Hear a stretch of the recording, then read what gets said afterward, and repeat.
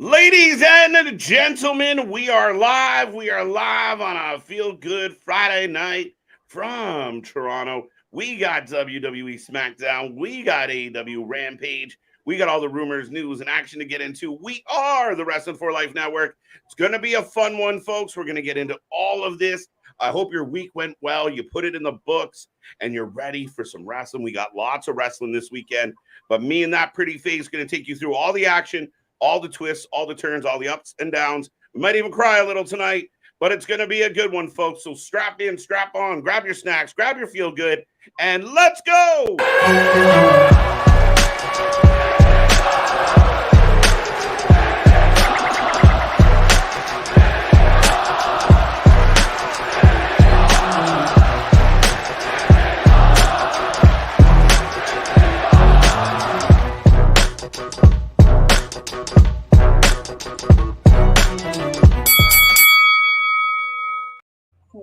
Ding, ding, ding. We are live and ready to go. The chat's already got me chuckling. So, folks, thank you for being here. We are the Wrestling for Life Network, like I said, and we're looking forward to a feel-good Friday celebrating 25 years of one of the best superstars in the game, a good old Canadian boy. We're going to talk about Edge tonight, whether or not it's the last time that we see this man in a WWE ring.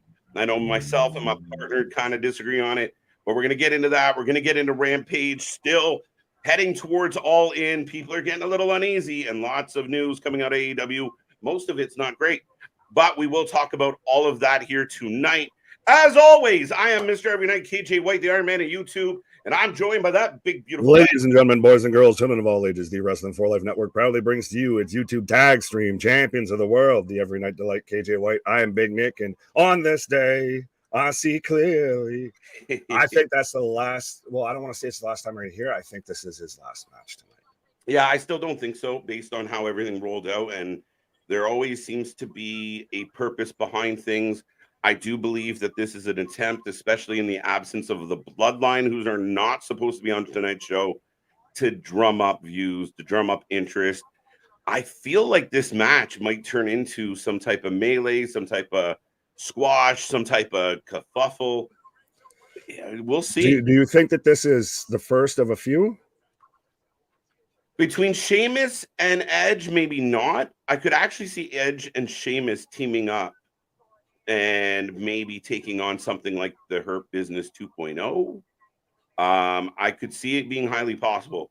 But when you get the superstar like Edge, like coming out and saying, yeah, it's my last match, but I don't know what I'm going to do, I just have trouble believing it. And I know some of the big heavy marks out there are like, AEW. Oh, I don't believe I don't see it at all. Yeah, that's a tough one to sell, Nick. That it really is for me a tricky one. But I will take a second to say hello to everybody out in the chat. I see the numbers creeping up as we're kicking off, and I see some faces popping in. Make sure you say hello. Make sure you hit the like and subscribe. Be a part of the family. Become a member. Be a for lifey, and get more live wrestling coverage than anybody anywhere. And with all that being said, Nick, I mean, there's lots to cover. There's a lot to talk about tonight. As far as KJ and Nick, you think you know me. I was trying to slip it in there, and you just kind of kept rolling through. I was going to go with the you think you know me at some point. You just kept rolling through. I mean, we got plenty to talk about. We can talk about the Road Ranger in AEW. I mean, the news of the day. The news of the day, live video. I watched the live arraignment of one Cash Wheeler who, due to an incident in late July, a warrant was issued for his arrest, and he turned himself in, and he's out on $2,500 bond, and he has to turn over all his pistols. Automatically feel like Arn Anderson should now be the FTR. I kind of thought that, and I didn't want to say it because on one hand, like we've talked about, and trust me, we'll get to the chat, folks. Shout out everybody that's in there. Yeah, just keep filling it up. Let's go. Right. Let's go. Early. But I know we've both talked about like how MJF even came out and pretty much said everybody makes mistakes, kind of maybe just shut up about it, like shit happens. And at least our biggest concern, I think, initially for all of us, or some of us, most of us, oddly enough, was could they make the all-in card? Could they make that match? It's more of, okay, well, at least it wasn't as bad as it could have been. shit happens. He's dealing with it. He's gotten arraigned. He has no criminal record before. I think he already pled no guilty early in August. So yes, no, he did plead not guilty. He's going through the process, and again, there is a collection of the IWC out there that just want to jump on a bandwagon. They don't know the story. They didn't read the story. They didn't watch a video. They just hear something come out, or they read a snippet of a headline. And instantly there was one asshole that I bumped into on Twitter today of like, well, clearly he was intoxicated because a normal rational human being does not behave that way. Wait, now, have you ever driven a car? Have you ever been cut off? Even then, in a bad mood? We don't know what happened. We're all just getting snippets. This is an entirely fluid situation, 100%. No one has any idea as to what happened. And I know I mentioned I do just want to actually read it because MJF put this out on X. X gonna give it to you, formerly known as Twitter. Kind of disappointed how many dorks there are on this app that jump to conclusions so quick. A ton of privilege is showing. We're all human. We're all flawed. We all make mistakes. Take it from a guy who's made more mistakes than most. I've had my ups and downs with FTR, and I've had to click the show more. Sorry. I've had my ups and downs with FTR, but Cash Wheeler is a great dude and a badass. You're getting FTR versus the Young Bucks in front of 80,000 plus on August 27th. Talk about that, you dweebs. Yeah, and I mean, I think what would bother me in Cash's place was the story breaks. He knows it's going to be news. He knows that, you know, the way things are, it's going to get out. And the first thing people jumped on was domestic abuse and drinking and da-da-da-da-da. And I don't have any information. For all we know, it was some guy being aggressive to him, and he jumped up and you know, kind of put the other person in their place. He could have been the defender of himself and or his family. We have no idea, especially the pro Bucks people. And I hate to pick on y'all. If you're one of them, tough shit. But so convinced and so hell-bent on burying CM Punk, burying FTR, burying people that had issues with the Bucks, that they turn and they're just eager. Oh yeah, see, look, and you're like, whoa, now, come on now. Now that's just an aggressive way to go about that. I haven't fortunately seen that. I was gonna I'll pull the audience as we should probably get to some of this chat here and we can discuss this too. Do you think that this now, I know you kind of already took them to win this, does this now pretty much guarantee that the Bucks are going over at All In? I think so. I think I felt from the minute they announced this that was going to be the outcome, that the only way the Bucks would agree to this match is if they were going to go over. Now I think it's even more likely. Again, if he did absolutely nothing wrong and this is just a formality and he pleads not guilty and he just has to go to some, you know, hearing where it comes out that the accuser was at fault just as much as anybody else, then yeah, maybe nothing changes. But I still feel like the Bucks are going to go over. I'll get to the chat here, but I think differently. I'll say that. Alexis, what up? Evening, KJ and Nick. Dale saw that too. Dale, what up? Kevin, sup? KJ White, Big Nick. Damien, what up? Charlotte Flair, Bianca Belair versus Io Sky and Bailey official for tonight's SmackDown. Yes, it is, sir. True story. Richard, I think AJ Styles will help you. What the Richard on another planet? Richard starting early. Yeah, starting early. Black Adam says, got a question. How can we watch SmackDown tonight if the show is not on Fox night? It is on Fox, to my knowledge. As far as I know, it's on Fox. I think Big Dog might have said something about it not being on Fox on his cable box or being preemptive by football, but I haven't seen that. No, I have not heard any news of preemption.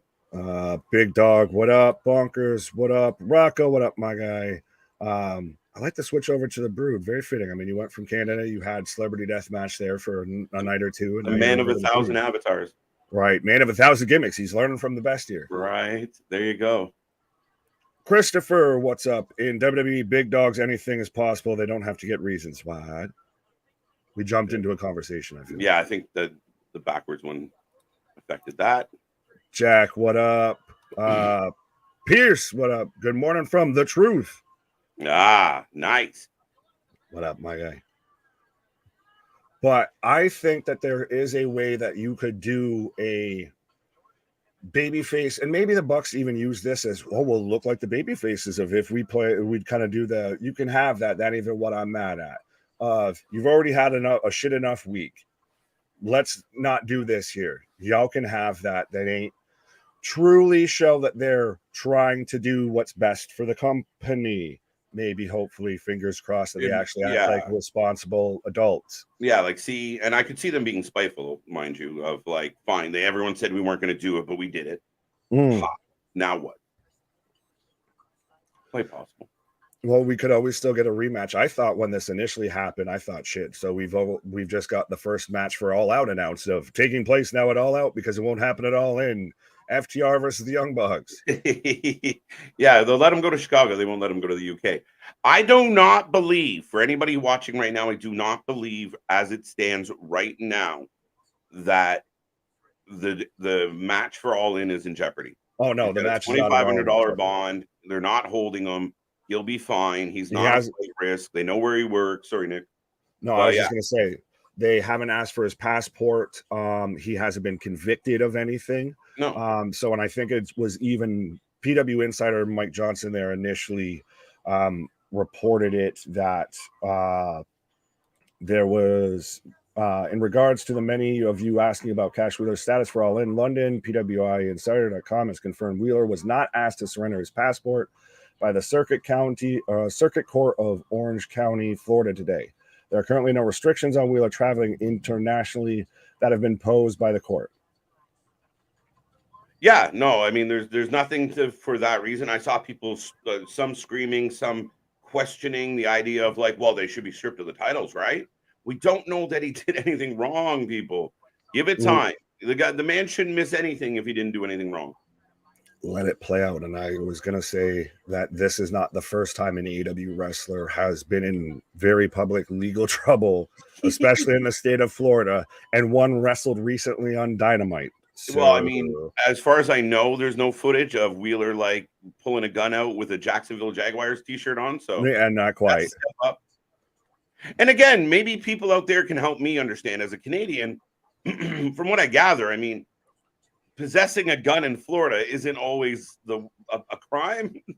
Well, it's very much, if you're going to have something like that happen, Florida's, I guess, maybe allegedly, I'm not a lawyer, I'm just a small town bird lawyer. Right. But Florida is one of those places you're not going to get that bad of a issue. Right. It's very pro-gun, I'll say. Very pro-gun. And listen, let's say worst case scenario. Let's say fucking Wheeler was having a bad day, bad moment, bad fucking feel. And, you know, he was completely in the wrong. He jumped out of his car. Again, no previous record, a family man, good job.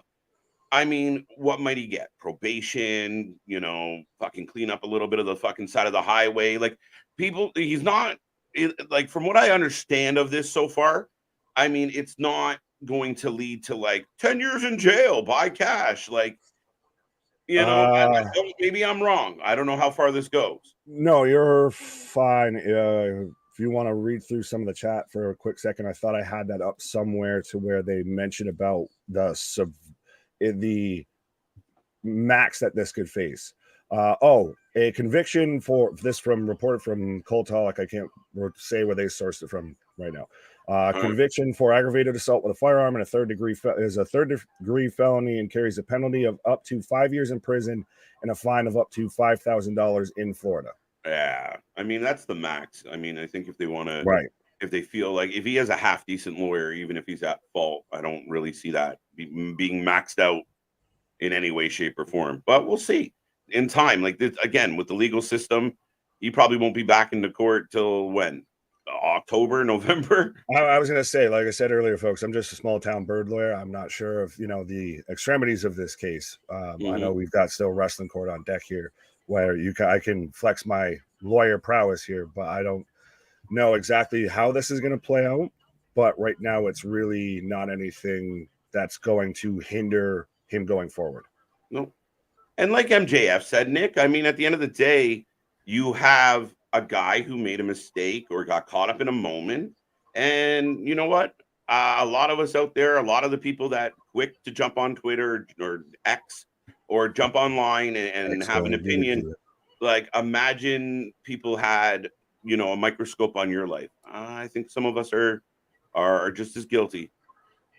Right. Well, let's talk about, speaking of wrestling tonight, though, let's talk about the man of the hour, too sweet to be sour, who I think the wrestling clock on in his career is going to hit the midnight hour, Mr. Adam Copeland. Mm-hmm. Yeah, this is interesting because I know I've seen, I mean, you and I have talked about it briefly, plus I've seen some of your responses online and such, and I'm not as convinced in either direction. I think I'm kind of stuck in the middle on this one. Well, I think that's just your Torontonian is showing a little bit there. And everybody, you don't want to see your favorites go out. A lot of us are still of that vintage that Edge was our childhood. A lot of us, think about it. He's 25 years in WWE. A lot of people, that's been their entire time watching pro wrestling, is Edge's career. It's much like even guys like us of a maybe slightly older vintage with the Taker and everything like that. So no, and I get it. I mean, at the end of the day, I think what threw me off was kind of how we got here and how they built it. And from my experience as a wrestling fan, they're pretty consistent with certain behaviors and certain moments. And I felt like this one was more of a lean into. So, I mean, could he retire? Absolutely. I just feel like there's something fishy happening. I feel like there's more to it. I feel like there's something bigger here. Could it be if the segment announcing this match was better, it might have helped this feel a bit better or feel a bit more consequential? No, because I think what they were trying to do was build up that history between Sheamus and... There is no history. They haven't fought each other yet. That's the whole story behind this. Yeah, so that's why they do the promo where they try and touch on their personal history. Oh, yeah, right. And how they built it, like why he would consider fighting Sheamus. What, you know, how did we get here? What was the purpose behind it? What's the meaning? So, I mean, I give him credit for trying to do that. Yeah, I don't know. I mean, I'm very curious to see how this plays out tonight. I imagine it's going to be the main event. Sorry, go ahead. I was just going to say, I imagine it will be the main event, and they'll keep us waiting right to the end. Oh, I think this whole night's just going to be a giant, as we even have on our stream and everything's just a giant celebration for Edge. This is going to be building up. That's the main event. I think, like you were saying, with the personal story that they've kind of tried to weave into this, I still think that segment on SmackDown could have been a bit better. But with Sheamus being the one that got Edge back into wrestling, coming back off the 9-year retirement. Yeah. And it's in Toronto. It's the last match on his contract. Mm-hmm. Yeah, I don't think that there's very many other wrestlers that you would say that are as synonymous with SmackDown as Edge. He's very much one of the forefront of the SmackDown 6. Mm-hmm. Most big moments you think of Edge, it's on SmackDown. So I don't know if it may not be everybody's perfect ending, but I think you kind of can't get too much better. He's been very hit or miss with stories lately. He's been very much on and off television. You have time to forget he's still active. Yeah, they gap him out for sure. And I mean, it was a matter of trying to get, you know, I imagine if you only have so many matches on your contract, you're doing everything you can to extend that, you know, until tonight makes sense. Like you said, for all the reasons. It's in Toronto. They gave him a beautiful Toronto Maple Leafs championship belt. I thought it was really cool when I saw that clip. But yeah, it could be his goodbye. If nothing else, I think is 100% his last appearance in Toronto. But his last appearance ever, I'm not sold on. Interesting. So you think it's still in the not too distant future? Yes. But this plays out a little bit more. So then where do you do it? Because that's the thing, is I don't know where there might be a better opportunity to do it. Do we build a story to Rumble, Survivor Series? I don't know if we could get to WrestleMania 40. Yeah, I mean, if he goes kind of quiet and dormant, he'd almost have to come back at the Rumble and lean into WrestleMania a little bit. I don't fully know. That's why I'm still not like I'm not even argumentative about the topic, because I'm kind of in the lurch here of I don't really know. You know, could it be a Survivor Series that his last match is a nod? You know, I couldn't see him we kind of talked about it last night a little bit of, if he got jumped by like the Hurt Business per se, would that then turn into some type of War Games? I'm like, I can't see his last match being a War Games. That seems not great. So it's tough. I don't know if I'd have the Hurt Business get involved with Edge. I know they got involved with the Brutes and everything like that, but that's now Edge is a cliff note on somebody else's story. It's not a prominent Edge story. Yeah, I don't disagree with that take at all. So yeah, this could very well be. And I feel like a year ago, like we were sitting on lives and they had talked about, Edge's big return, and they were getting the creepy vignettes that I thought was Bray Wyatt or somehow connected to Bray, which never turned out to be. And here we go. So I felt like this date was kind of circled on the calendar as something important for Edge. And I felt like as we got into August and he's been used so little, that this could potentially be his goodbye. I really don't see him going to AEW, folks. I hate to break any hearts, but I don't see it. I don't. Oh, I think that story is just ludicrous at this point. I don't see him having a passion. It's not, to me, it's very much, this is not, I don't know if I still fit in with WWE. This is more of he just doesn't know if he can still go. Yeah. And that's the thing. When you start to question it as any sort of an athlete, and I know I'm, fucking your Uncle Rico that still thinks he could have made it starting on the high school football team compared to Edge as an athlete. But the minute you start questioning whether you can do it or not, I think you already know that answer then. Yeah, and age catches up to everybody. He's not a spring chicken. He's had a great career. He was hard on his body early in his career. And, I mean, it's part of the reason why we love him. But this could very well be it. There's not much more in the tank, even if this isn't it. And I do believe there's a level of, I could end my career in Toronto on a Smackdown, or let's say I can end my career at Survivor Series in front of a huge crowd, or I could go to AEW and have a match with Christian in front of, a third of the audience in some place. I don't even want to consider the AEW theory. To me, this is, and I don't think it's anywhere near that type of level yet, but he's in that taker category of you have nothing left to prove, sir. Respectfully, you have done everything. Nothing you've given us enough. We don't need any more. So. Yeah. And I think in certain attempts, Nick, since his return, there's been moments of maybe Edge could take a pause, Yeah, well, it's one of those of, like I've said, with the bookings kind of towards the end gotten shoddy a little bit. It's been not the greatest stories, and it's not discrediting his in-ring work, because trust me, this is still the man that was having a fantastic match with Roman and Bryan Danielson and Roman Reigns at WrestleMania. Oh, what was it? Christ, now I'm gonna forget. But anyways, and I still, even today, remembered and watched his return at the Royal Rumble and still got goosebumps about it. But that's now still 3 years ago. Yeah, that is. I mean, time does pass and we forget. I mean, with the gaps in his performance and the gaps in when he has been around and healthy and involved in something of substance, has been few and far between. Like, there has been a good amount of gaps because, again, they were saving him for certain moments. So, yeah, I mean, it's sad either way. We were thrilled when he made a comeback, surprised the world, but I think this is his opportunity to go out on his own terms. Right. And he did kind of call his shot, because we did hear him talking about this around this time last year, even, like you mentioned. But as we're 5 minutes away from the kickoff of Friday Night Smackdown, Kevin, what up? TJ Hook, what up? Edge may retire from in-ring competition, but I don't see him leaving WWE altogether. I think he may just stop wrestling and work behind the scenes or do commentary.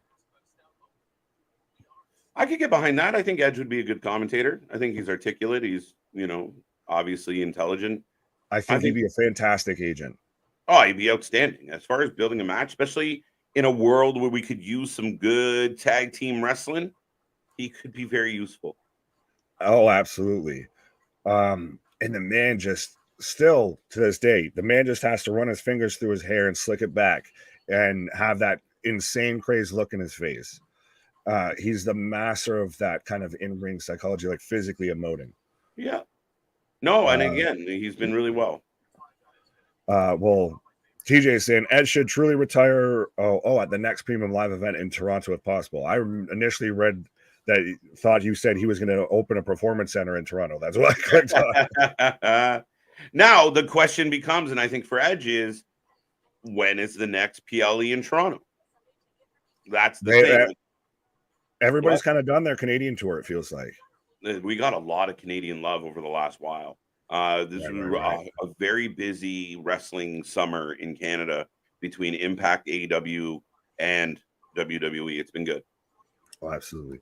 Rocco, agree or disagree? Mount Rushmore for SmackDown is Edge, Taker, Styles, and Roman Reigns. Ooh. We gotta be fast with that if we're gonna do it. Otherwise, remind us in a commercial because that's a tough one because there's so many names. Maybe we need to do those for a video at some point. We'll do Mount Rushmore. We could. Raw, SmackDown, NXT. Raw. Big Dog saying it's Taker, Austin, Rock, and Triple H. Oh, that's just your Mount Rushmore of wrestling. Yeah, that's a little more of bigger picture, I think. Daniel, what up? Bash, what up? If Edge goes to AEW, Jericho should take him under his wing. What the fuck? Bash just trying to upset people right now. Right. Enough out of you, Bash. AB, what up, Wrasslin fam? What? What's going on, AB? Welcome back. Oh, Daniel, thank you. You were letting me know it was WrestleMania 37. I thought it was around there. I almost said 34 just on a slip, but yeah, no, that was a good one. Curtis, put some respect on to KJ and Big Nick by throwing their ones in the air and tapping that like button and hit that subscribe, that bell notification. We got the merch store, we got the TikToks, we got the Instagrams, we got anything and everything's. We got it all. We got it all. Right. The Undertaker is a legend. Yes, he is. Yes, Kevin. I think Kevin's told us that before. That's awesome. That's an absolute legend. But so we're about 2 minutes away from SmackDown kicking off. I just got, hopefully, thankfully, the end of TMZ. I don't know about you, sir. Yeah, my shit is loading. Let me see where I'm at. I can be slightly ahead. But real quick, I guess on a Mount Rushmore of SmackDown, Batista has to be included in that, I feel. I don't know if I'd included Batista, so that's an interesting. This is why we need more than on the spot thinking. I think Eddie Guerrero for me might be in there. You know, I mean, Brock had a good SmackDown run. Dwayne, it started from, you know, the layeth, the smacketh down. Yeah, you kind of named the fucking show after him. So, right. I mean, you know, even give us a big old fist. On that. I was looking at Daniel saying I just looked up interstate. Fair enough. As you were talking about a giant fist and just my brain melted for half a second. I'm right now on a commercial. Not sure what's going to come out of this commercial. I got an advertisement for Friday, September 8th. A SmackDown will be in Boston, Massachusetts at the TD Garden. That's there you go. Back in TD. Right. Now maybe we get this New England run here, and maybe I can make it to some of these shows. There you go. What up, Louie? How you doing, sir? Louie, what up? Gilly, what up? Boston, what up? Oh, Gilly, I missed you. There you go. What's up, Gilly? What up, Wrestling for Life Network? Why? Boston. Speaking of Boston. Right. So, Boston, you need to go and take a sign for us, you know, to the SmackDown September 8th there. Right. TD. Hey, Boston, how do you like them apples? You could put Ray in the SmackDown run. Ray's a good show. Yes. Ray had some huge SmackDown moments. Some of my favorite. I'm getting now. I'm getting an ad for a Chrysler Pacifica if anyone needs a reliable minivan for the fall season. All right. Let me know when you get then. All righty. Have we? Yes, we have, Louis. Yes, we've definitely. We will talk about that more. Remember, we are covering Rampage tonight, folks. SmackDown is about to kick off. You got then. SmackDown is about to kick off. We are kicking off our coverage. We are going to roll through, see what tonight has in store for us. We're not going anywhere. It is Doubleheader Friday, so we do have Rampage, like I mentioned, and we will talk more about Cash Wheeler and that. I think right now there's not much we can say, and those who are out there saying a lot should probably bite their tongue for a moment. Yeah. But we are live from Toronto, folks, and the show is kicking off. I'm going to be surprised if this is not like just a 2-hour kind of tribute to Edge. It pops in and out. We have a match. We have a highlight. We have a match. We have a Yeah, highlight. I'd like that. Then listen, I'd really change my tune if we got people on here doing like my favorite Edge moment. I'm like, fuck. Yeah, Right. but right away, here we go. Told you. Main event tonight. So, folks, you can let us your early predictions now in the chat. Is this the last Edge match in Yeah. WWE? Bonus mark tonight on your predictions. Right. Mhm. We are getting a bloodline segment tonight. It's funny though. It's going to be a segment. Do not think the Bloodline are present tonight, so it'll be very interesting how they, maneuver through this and keep it relevant. I was wondering if they were going to mention the bloodline at all, if this was going to just be kind of Edge's night. Well, yeah, It is interesting that they're maybe just going to have a VTR, just they have a video package and that's it.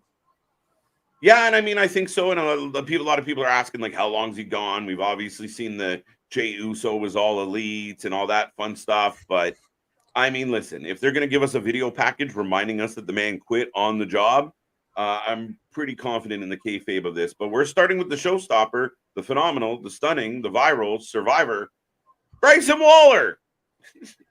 Well, that was just we are starting with him. Holy yeah, well, I'm surprised because it's one of those. Well, are Jey Uso and Edge going to go to AEW and start a tag team? Yeah, there you go. The new NWO. No, Jimmy's going to quit next week, and then they'll be at All In to take on the Edge Young and Christian. I was going to say the Young Bucks because FTR can't. Oh Lord. Oh fuck. We're going to get a tournament of them, Edge and Christian, the Hardys, the Young Bucks, FTR. Mm-hmm. Happy 27th to Indy Hartwell. Thank you, Damien. Yeah. So we're starting off with Grayson Waller, and it's going to be Ronald Mysterious and the LWO on the Waller effect. Yes, and I mean, I think I know you weren't happy, but I think this is going to continue. This is going to continue this story and see where we go with it. But Rey Mysterio keeping that belt nice and warm for Escobar. I love hot moms. Me too, bro. Waller just letting everyone know he likes hot moms. I was going to say, I don't know if then I should have clicked on bananas and grapes saying double header Friday. Yeah. JV, what up? I will say this. I only believe Edge retires if WWE gives us a Christian package. I'm sure Tony Khan would allow it. Oh. I don't know. I don't know, Nick. I don't know. The last time they kind of mentioned trying to have someone for AEW involved, they had to have like stickers on their fucking forehead and wear the t-shirt and fucking come out with signage that said AEW. So I don't know. But I don't know about, we've got Ronald Mysterious coming out right now with Escobar here, and I still think Escobar should have just won this. He's got his leg in a goddamn brace. Yeah, that brace is going to come off when you realize he's lying to Ray about how happy he is. But so then you just oversold it? I don't know. Oversold it? I'm saying as to why he couldn't initially compete then. Like I get if the end result is LWO comes out of this heel, fine. I'll settle with that. That's fine. Mm-hmm. I still just don't. I don't know. It's one of those of just, God damn it, Rey Mysterio again. It's always the go-to. I don't know. Like, I don't feel that way about this decision as far as like Ray always being a go-to. Like, I felt like Ray had been comfortably in like a gatekeeper spot for a minute, but I can't get over like the huge reaction and the amount of love to the idea that he won this belt. And it kind of woke the US title up a little bit. Well, that's just because Austin Theory hadn't been featured with that, that's a whole other problem. Yes. My NXT Mount Rushmore for the ladies is Mandy Rose, Sasha Banks, Bayley, Asuka. I think I, off the top of my head, agree with some of that. Bayley, Asuka, Shayna Baszler. And, who's another good one? Mandy might be a contender. I don't know. I don't know how much Charlotte gets credit for in NXT. She wasn't there for that long. I don't know.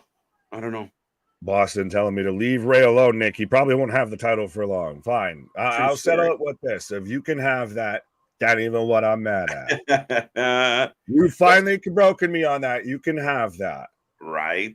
WrestleMania 40 is his final match tonight, will be his final TV match.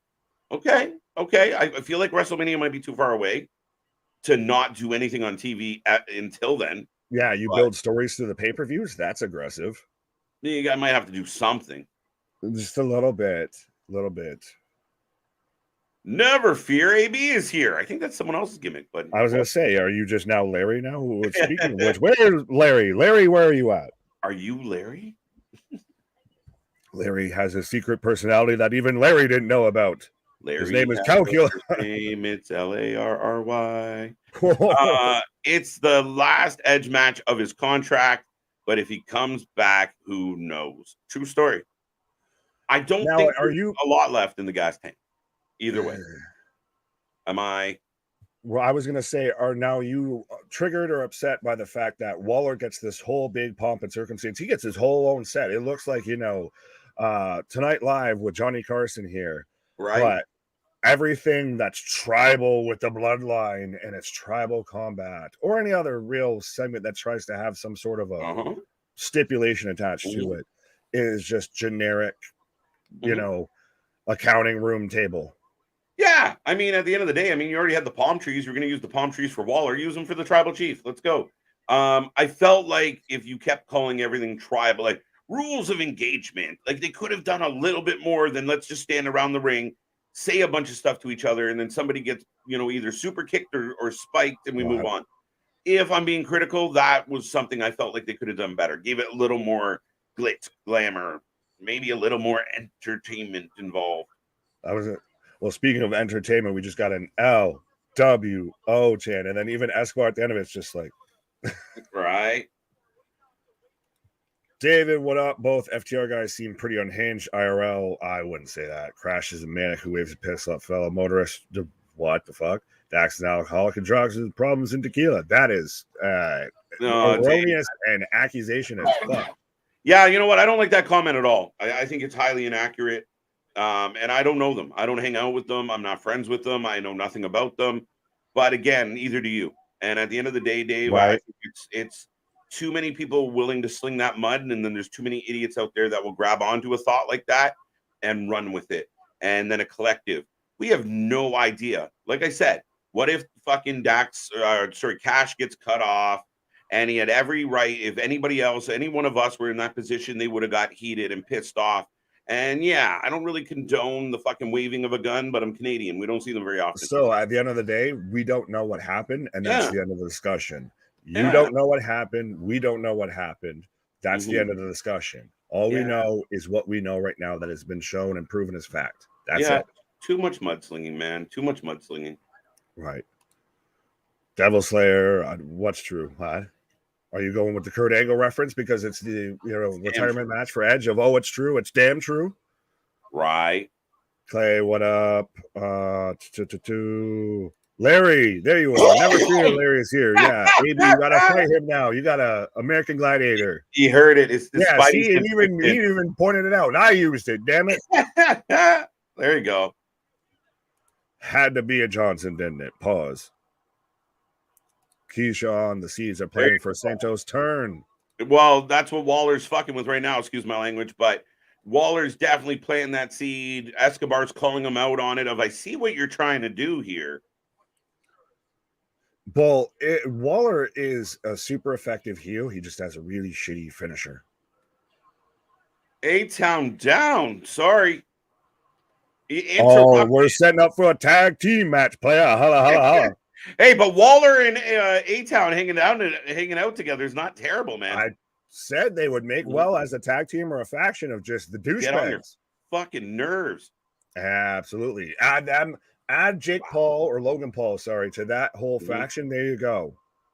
Yeah, and if I was WWE management and creative, I'd be listening to the reaction that Austin Theory is getting. It's a pretty solid heel reaction tonight.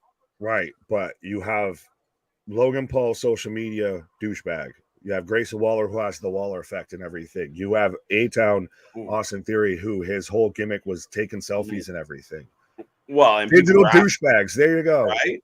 Oh, and people were asking about the idea because Logan threw it out there of what a wonderful heel team him and Dom would make.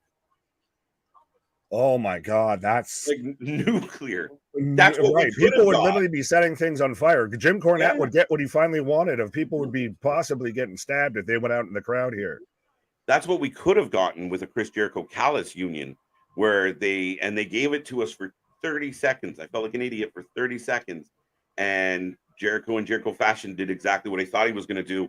And Jesus, yeah, no, I mean, it could have been nuclear heat. The fans were ready to boo on that and jump on it.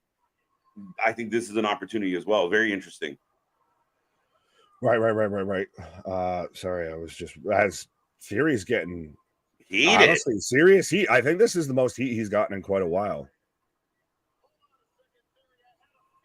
Oh, Adam Pearce coming out. He's the new Teddy Long. Well, because Theory was saying you weren't even supposed to be in that match. Oh, interesting. LA Knight in the house. With everybody saying LA Knight versus Theory? Knight. Yeah, Louis, we don't infringe on other people's gimmicks here or anything. What? Right. Be nice. Share. Right. Sharing is caring. What comes around is all around, Ricky. Thank you, wrestling fans. Welcome back, Jay Boy. I think we won't see Jay. I think that's way too long, AB. I think we're probably going to get Jay sooner than that. There'll be something. I want to go to take us to the Uso household and Rikishi. Let it breathe. Let it breathe. Yeah. Let it breathe. But it won't be time. Let it breathe. It won't. Everybody wants to have more opportunity for other acts and other talent and everything on SmackDown. Let the bloodline breathe. Let it simmer for a quick minute. Yeah, but you're not going to make your top moneymaker breathe for 4 months. There's no way. That's not breathing. That's fucking a vacation. You can still have the bloodline segments. You don't have to have Jay. Yeah, but I think we're going to get an answer to that sooner than you think. And a huge pop for huge. Let me talk to you. There you go. Am I the only one that now can't unsee Shooter McGavin? I feel like when I look at LA Knight. Just waiting for the right. And I feel like I kind of did that naturally with it. Let me talk to you. Right. He's been spending more time in the sand than David Hasselhoff. Right. SmackDown is Y2J. No. Raw. No, Dynamite is Y2J. Much no, Dynamite is Chris Jericho. Y2J ended in WWE. Yeah. Y2J was the good one. Right. 8 sounds reasonable for an hour. Yeah. Fair enough. Take the push on that. LA Knight. Yeah. Yeah. Is he not somebody who should have the U.S. title? He wants a shot at the U.S. title. Number 1 contenders match proposed. Let's go. LA Knight and A-Town. Take it on. Well, I'm absolutely. Give it to us. Give it to us. It's funny, this one. Theory gonna cry to Vince. I saw people making jokes of true sign that Vince has got spinal surgery and sitting at home was Theory dropped the belt. Right now. Wow. Yeah. Let's go. Yeah. Which means that cross-eyed half-wit. Yes. There we go. We're not fucking around, Nick. We're getting LA Knight, Austin Theory. Winner will get a title match. It's very interesting. Let's move your plan here, buddy. Well, LA Knight, this is confirming 100% he's a goddamn draw, and they're actually starting to put something behind him. Yeah. Yeah, you're not wrong. Right. Down tonight. There you go. Up next, we will take your predictions on this bad boy once it starts. Austin Theory will win, Richard says. Ooh. Juicy. Well, that might be the strand of vitamins he's intaking on. So that might be why he's out there thinking Austin Theory's going to win. What? It'd be very interesting because, I mean, if we're playing the heel versus babyface game, Theory's a heel, Lawo's a babyface, Ray's a babyface, LA's a babyface. It's interesting. Look, Boston taking Theory as well. Well, with that, I would do again. We're in a commercial break, but LA Knight wins, and then LA Knight goes after Ray. Escobar costs LA Knight, by underhandedly cheating, and he was doing it to protect Ray. He was trying to do it, save Ray and all of that, and it starts to turn him a bit heel that way, and then maybe we lead to a triple threat of Ray, Escobar, and LA Knight. Okay, could be something there. I could definitely see that working out. I mean, if you were going to transition Escobar to the champion, LA Knight as a huge baby face going up against Escobar as you're trying to establish his heel presence, not a terrible plot, not a terrible plan. I think it could be Escobar chasing LA Knight. Fair enough. That'd be very interesting. So LA just takes the dub. That'd be very interesting. I mean, I could go for that too. I'm not opposed to either angle on this one. He's got to fight off the Lawo. Mm-hmm. I like it. I like that there's several things worth debating. And I know people say it's the bloodline or nothing on WWE. I don't think so. We're trying to figure out what the fuck's going on with Damian Priest. And I saw a report today that kind of said, oh, Damian might be the odd man out. And I was like, I don't. It's crazy shit. We can talk about that real quick if you want here. But we're on commercial break, folks, by the way. AB NFL is back, baby. No, it's not. Now preseason. Not yet. Not yet. Right. Small Mark. Yeah. Kevin's LA Knight. Curtis LA Knight. Small Mark LA Knight. Dale LA Knight. Bonkers. Theory will get a rematch for the U.S. title. Ain't he? I don't think so. Miz Theory Waller trio. Not bad. Miz Theory Waller. Miz does have an issue. Now, Miz could cost LA Knight tonight. Then the draft, it means fuck and all already. It does. If it wasn't dead already, now we're pissing on its grave. Because LA Knight already showed up on, I believe he showed up on Raw this week. He did on Raw. And is on SmackDown as well. I didn't know the wild card rule was in effect here. Sorry, I just got they're doing the tonight at 11, right out, or tonight at 10 after SmackDown. Some dude. I've got that for Boston. So did you get? I think I got it for Boston too. Some guy was. There we go. You're hacking into my. You're hacking into my internet. What That's the fuck you're watching. Y'all got some issues. Waller do. Sorry. I just said, yeah, we do. Right? Why deny it? You can have that. That ain't even what I'm at. Now, let's talk about this real quick, Nick, because they're talking about it. It comes out today. 90,000 tickets sold to WrestleMania. Over 2 nights. Yeah. But I found it very funny that their press releases were specifically, we sold 90,000. Now, they sold it super fast. Let's be real. But I found it very, very poignant that, oh, you sold 80? We sold 90. 2 nights. I don't want to hear it. Well, it is still, they did say it was their high. It was their highest grossing ticket sales or something like that. We got company, my bud. Oh, I came to play. I'm with you, Boston. Awesome. So, like I said, I know I think you were the one that was trying to hold up the last bastion of hope that the draft might still be a thing. Listen, I tried to defend it's dead and buried, and we've dug it up again. We've buried it upside down. We've pissed on its grave. We have done everything to decimate this burial site of the WWE draft. Yeah, it's like, dude, I can only defend it so much. And I kept saying, okay, they're doing a draft. Why waste our time? Why do it and then not mean anything? They're going to do it. They're going to do it. And then again, over the weeks and months since the draft, I'm at a loss. People just show up whenever the fuck they want, anywhere. And Paul Heyman's the only one with the sense to have a visitor pass on. Right. And well, no one even got like a Ricky Starks manager license or anything like that. Right? The Miz is awful. Not true. I think he's underrated. Oh, he's very much underrated. He's a staple. He's a role player. He's a great guy that you are happy to have on your team, but he's not going to fucking win MVP. That's it. I mean, and again, he's what, 20 years into this? Like, he's been around forever. Right. He's a vet, and again, he's good at getting guys over. That's why they line him up with LA Knight, because people want to hate the Miz, and he's built that for all these years. Just the minute you see him, you cringe, and that's what he wants. Well, absolutely. And now I'm a bit suspicious though here that Austin Theory might pick up the win and make me eat crow here. Yeah. I don't know. I now my thought was the Miz could be a problem, and it looks like he's going to be a problem.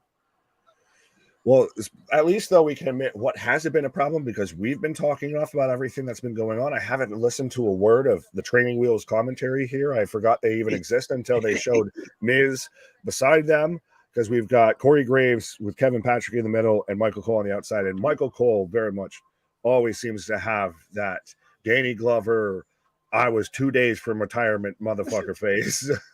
Well, and it's funny because they let Kevin Patrick open the show. Ladies and gentlemen, we're in Toronto. Like, I think they got the Beatles, right. Like they got Cole next to KP with with a needle, just like poking him to try and get some jab. Right, like I said, because where they have him positioned right dead center in the middle, it literally looks 100% like Training Wheels. It really does. It does. And again, when the big moments were happening, it's Michael Cole kind of, wow, LA Knight getting the crowd all into the multiple headshots. We're getting a 10 count of Austin Theory's face getting smashed into the commentary table as the Miz is just giving him now.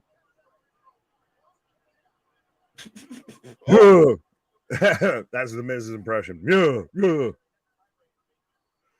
Heather, wow, what up? Calling Miz jealous. Heather, how you doing? Jordan, what up? Oh, Miz. Oh, please. The Miz is out here wearing a suit that doesn't even fit him. Well, he's got all that straight to DVD bin money. Oh, here we go. Here we go. Theory gets chucked into the Miz. And commercial break. I feel it coming. Jesus. Yeah. It might be over 8. Whoever said I think it's very much. It's going to be the over. I'd say 10. Yeah, man. We're going back. Is this 1 or is this 2 so far? 2. 2. Maybe 3. 2. 2. 2. Bum. But yeah, folks, we're rolling through right now. Make sure you hit that like and subscribe. About 50 people kicking around in flux here. So make sure you become a part of the channel. Become a part of the family. We do watch more live wrestling than anybody else, and it will not stop. Tomorrow, we're back for a whole lot of content. We're diving into Collision. Then Sunday, we're here early for the multiverse of matches. United 2 as Impact takes on New Japan. It's going to be fun, so do not miss out. It means we are not stopping. We're going 7 days this week, straight into another 7 days next week. Absolutely, and you never know what else we might be popping up for. We still got stuff in the reserve tank. We got stuff in the chamber. Wait, maybe I shouldn't talk about that with the news today about talking about having things in the chamber and everything like that. But 100%, that's why you need to hit that bell notification. Become a member, because that's a loaded gun. You got to go rub that. Never mind. Because we got anything and everything going on for you, and we've still got more stuff hiding in the vault to let out, and we've got, we're going to have member exclusive content coming up as well. Yeah, Dave, absolutely. And Dave pointing out that wouldn't 180 be more impressive? They couldn't fit 180 into both nights. So that's a tough I can see you, Meltzer. I can see you. Don't worry. The WWE has London on their fucking map, and they have it circled of things to do and records to decimate when they get the even then, we're not knocking AW with the 80K and everything. I get it's a company-wide pissing match of back and forth, but yes, right. Let's go. I love it. I love when these big companies get petty with each other and start fucking around. People get upset about it nowadays, but me and you, we went through the 90s of the Attitude Era of like, that's all they did was fuck at each other. We had the Nacho Man and we had the Huckster. The greatest moment in pro wrestling of our generation was caused because of Eric Bischoff leaking results early on Nitro and Tony Schiavone's infamous line of, yeah, that'll put butts in seats. And sure shit did it do, because it turned the fucking tide. You're not wrong. And that's where, I mean, Nowadays, people are like, oh, I can't believe they did that. What is wrong with them? I'm like, do it. Fight, Fuck fight, each other. fight, fight. Well, it So, creates a better environment. It creates better wrestling across the board. And that's ultimately why we take shots and call a spade when it comes to both companies, is because 100% we just want good goddamn wrestling. absolutely funny. Heather says, cool, you were both wearing blue. Alexis is like, it's the Blues Brothers. Yeah, I'm a soul man. There you go. Yeah, no, that's I mean, it's SmackDown night. We wear blue on SmackDown nights a lot of times. We wear blue on Fridays. Even if the show is looking all kinds of red. The Miz is awesome. I had that question today. I was like, black and red, blue, fuck it. Right. I don't want to wreck the laundry rotation. There we go. Jesus.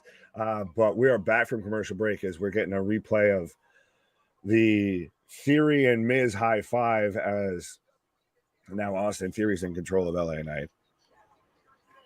Yes, and Mark saying commercials ruin good matches, takes you out of the zone. It can, and I mean the placement of some of these commercials are rough. That's more the issue. A little bit is more the placement of things.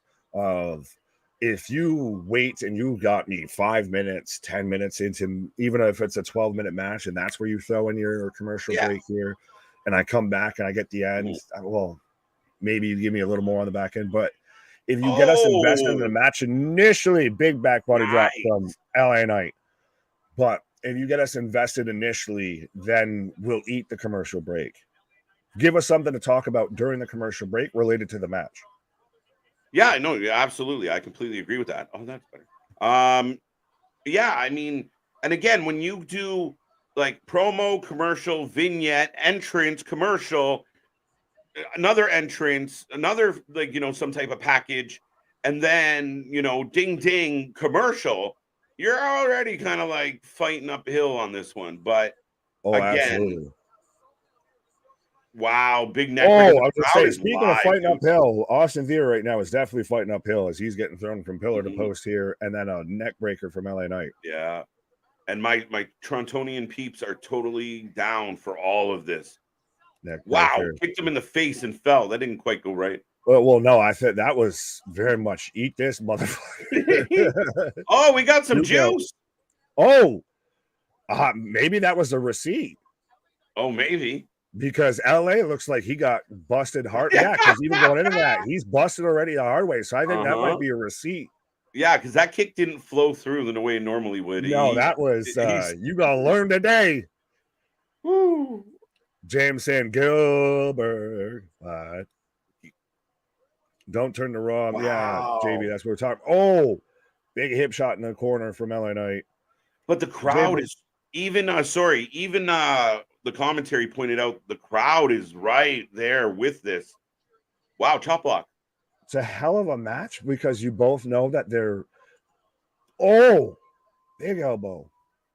They've both got a bit of a build. You're pulling for LA Knight, so you instantly any match that he's in, you get more involved in because you could see potentially where Austin Theory could pull out the win. Power slam. Nice. J-Boy, the crowd's with it. Who? Definitely not good old Oklahoma. Is Jeff Jarrett the top champion in AEW? Yes, he's king of the dumpster. He's king of the fucking trash pile. Everybody grows up wanting to be the Leatherface champion. Right. Just another unrecognized championship in AEW. It's just fucking everybody's got belts. Everybody has a belt of some, substance. It's crazy. Right. Miz couldn't go over. There it is. Go over. Sell for the guy. You sandbagging son of a bitch. Called it. And you're winner. That would have been so much better if Miz didn't. I feel like he kind of sandbagged the shit out of that first one. I feel like, if anything, they stuck it short. So instead of stepping away from the rope and throwing back in, they were like, Miz was just getting through, and it was like, wow, he had no room to get up. Yeah, it was one of those of literally they kind of hit it maybe too quick. Mm-hmm. It's the Blues Brothers. I like that one. I don't like this result. The Miz is awesome. There It's you go. debatable. I think you got half that word right. Not gonna lie, you had us in the first half. It's just awful instead of awesome. Right. Commercial got that one. 874,000 million views for this week's Dynamite. I It's higher than don't I think expected. I think you just 874,000. You don't need to add the million. I don't think the million's there. Did I read the million? Yeah. That's funny. Yeah. I just went with it. Yes. Hey! Hey, see, we've got Cena shouting out Edge. Congratulations on 25 years. Yeah, Larry, 1-0, 1-0, 0-1. Oh, hell yeah. What? 0-1. LA Knight at Miz versus Payback. Sheamus cutting up video. I told you. Is Roman on ice cream bars yet? Maybe. We don't know. Probably. No, Knight lost. 0-1. Don't you think the second Miz enters the ring and try to hit Knight that it should be a DQ? Wouldn't that make sense? Yeah. Well, you think it's something like, Miz. You know, it's not like someone in the UFC can jump up on the cage and be like, "Hey, fucker," and you're like, "What?" Bang. Like, well, true. There's some collusion. It's never really been called before in pro wrestling for the most part. I know. But we're getting the homage, the tribute video here. That you got to almost take your cap off here for all these, sentimental videos from backstage from this wrestler, from that wrestler, from that wrestler. Charlotte, thank you, Edge. Thank you, Edge. Cena, do.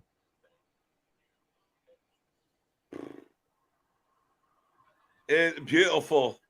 Thank you. Whoa.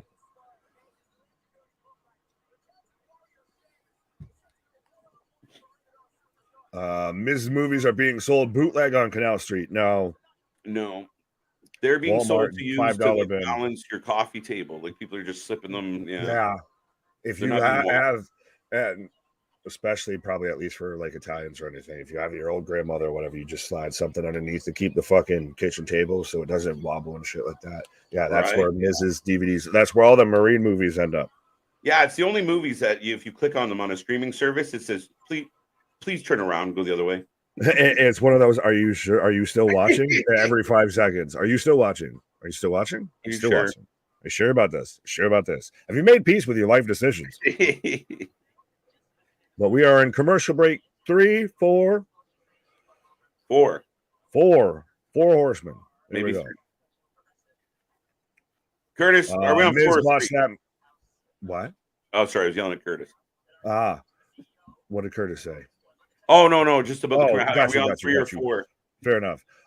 Miz botched that move, not Knight. If you're going to place blame, I think it was more on Miz because he got himself hung up. He didn't really flip. He didn't get up. Yeah. Pause. Hard in them loafers.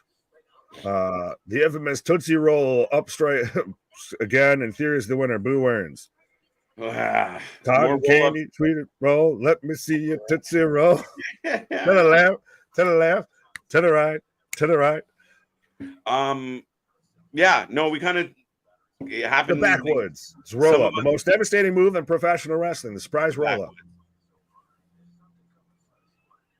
Gosh, Boston. They should have a big tearjerker video sent from AEW by Christian. We may see it. We don't know yet. With the entire roster standing behind him. Just Tony just there like not blinking on the fucking Starship announcement. How did you feel about Tony Khan being involved in the MJF Adam Cole package? Like he played a small part. He looked like, he was part of the Men in Black. Oh, Jesus Christ. And I didn't even notice that. The angry boss, like yelling at them, like, knock it off. It was interesting. It was interesting. At this point, though, are we honestly surprised with anything Tony Khan does? He's reached the apex of, like, you could say anything Tony Khan did it, I'd probably believe you. Yeah, fair enough. And listen, I didn't have a lot of good things, and I know some people wanted to differ with me on that, but I couldn't find a lot of good to say about this week's. Again, it's not all ignorable. There's stuff in there that matters, but the show overall was a tough one this week. And Tony's starting to show blemishes, and it's been building. He's got to correct and go the other way. No more leather faces. More than that. Just again, your booking is the booking's struggling, Well, and that goes odds into as a booker are showing more and more. Well, that we could talk about as we're still in a commercial. Yes. The whole issues with people being unhappy with the all-in card as a whole. Yeah.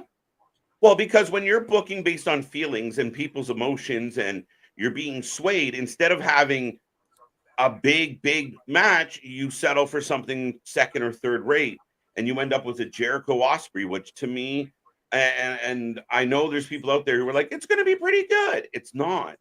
And even if it's pretty good in front of 80,000, 90,000 people, you want to give us pretty good? Give us your best. I think the problem with this isn't even exactly the matches. It's how little time was spent booking the matches and building to the matches. And I said this on Wednesday, Nick. People are freaking out about All Out, All In. All Out has had no build and will probably get no build. Oh, it'll be the night 2 of All In. Yeah. That's really what it'll be. John, what up? Spain and England made the World Cup final. Who knew? US definitely didn't. No, Spain, England. John, what up? 0-1 now. Yeah, go LA Knight. Cut the Hajime out of that, Nick. What did I say? That was plausible. Then again, what did I say that's plausible? Knight botched that when Theory came off the ropes, wasn't ready to lift him. You mean when Miz? Victor, what up? Nice. We're getting the packet. Look at Young Edge on Canadian TV. I told you. I still don't believe it. Leave the memories alone. I'm not counting that chicken so starts clucking its way out the door. Well, this pause. Small mark, your favorite Edge matches. I have 3 versus Foley. I have 2 Edge versus Orton. No, this is excellent. 3 TLC. I'd have to read through the back catalog because how do you not just go TLC 2, TLC 3 almost like that? Because this guy has so many fucking stellar matches. Sorry, my guy. I think I'm having a little problem with the connection. I'm not sure if it's you or me that's pausing up a little here.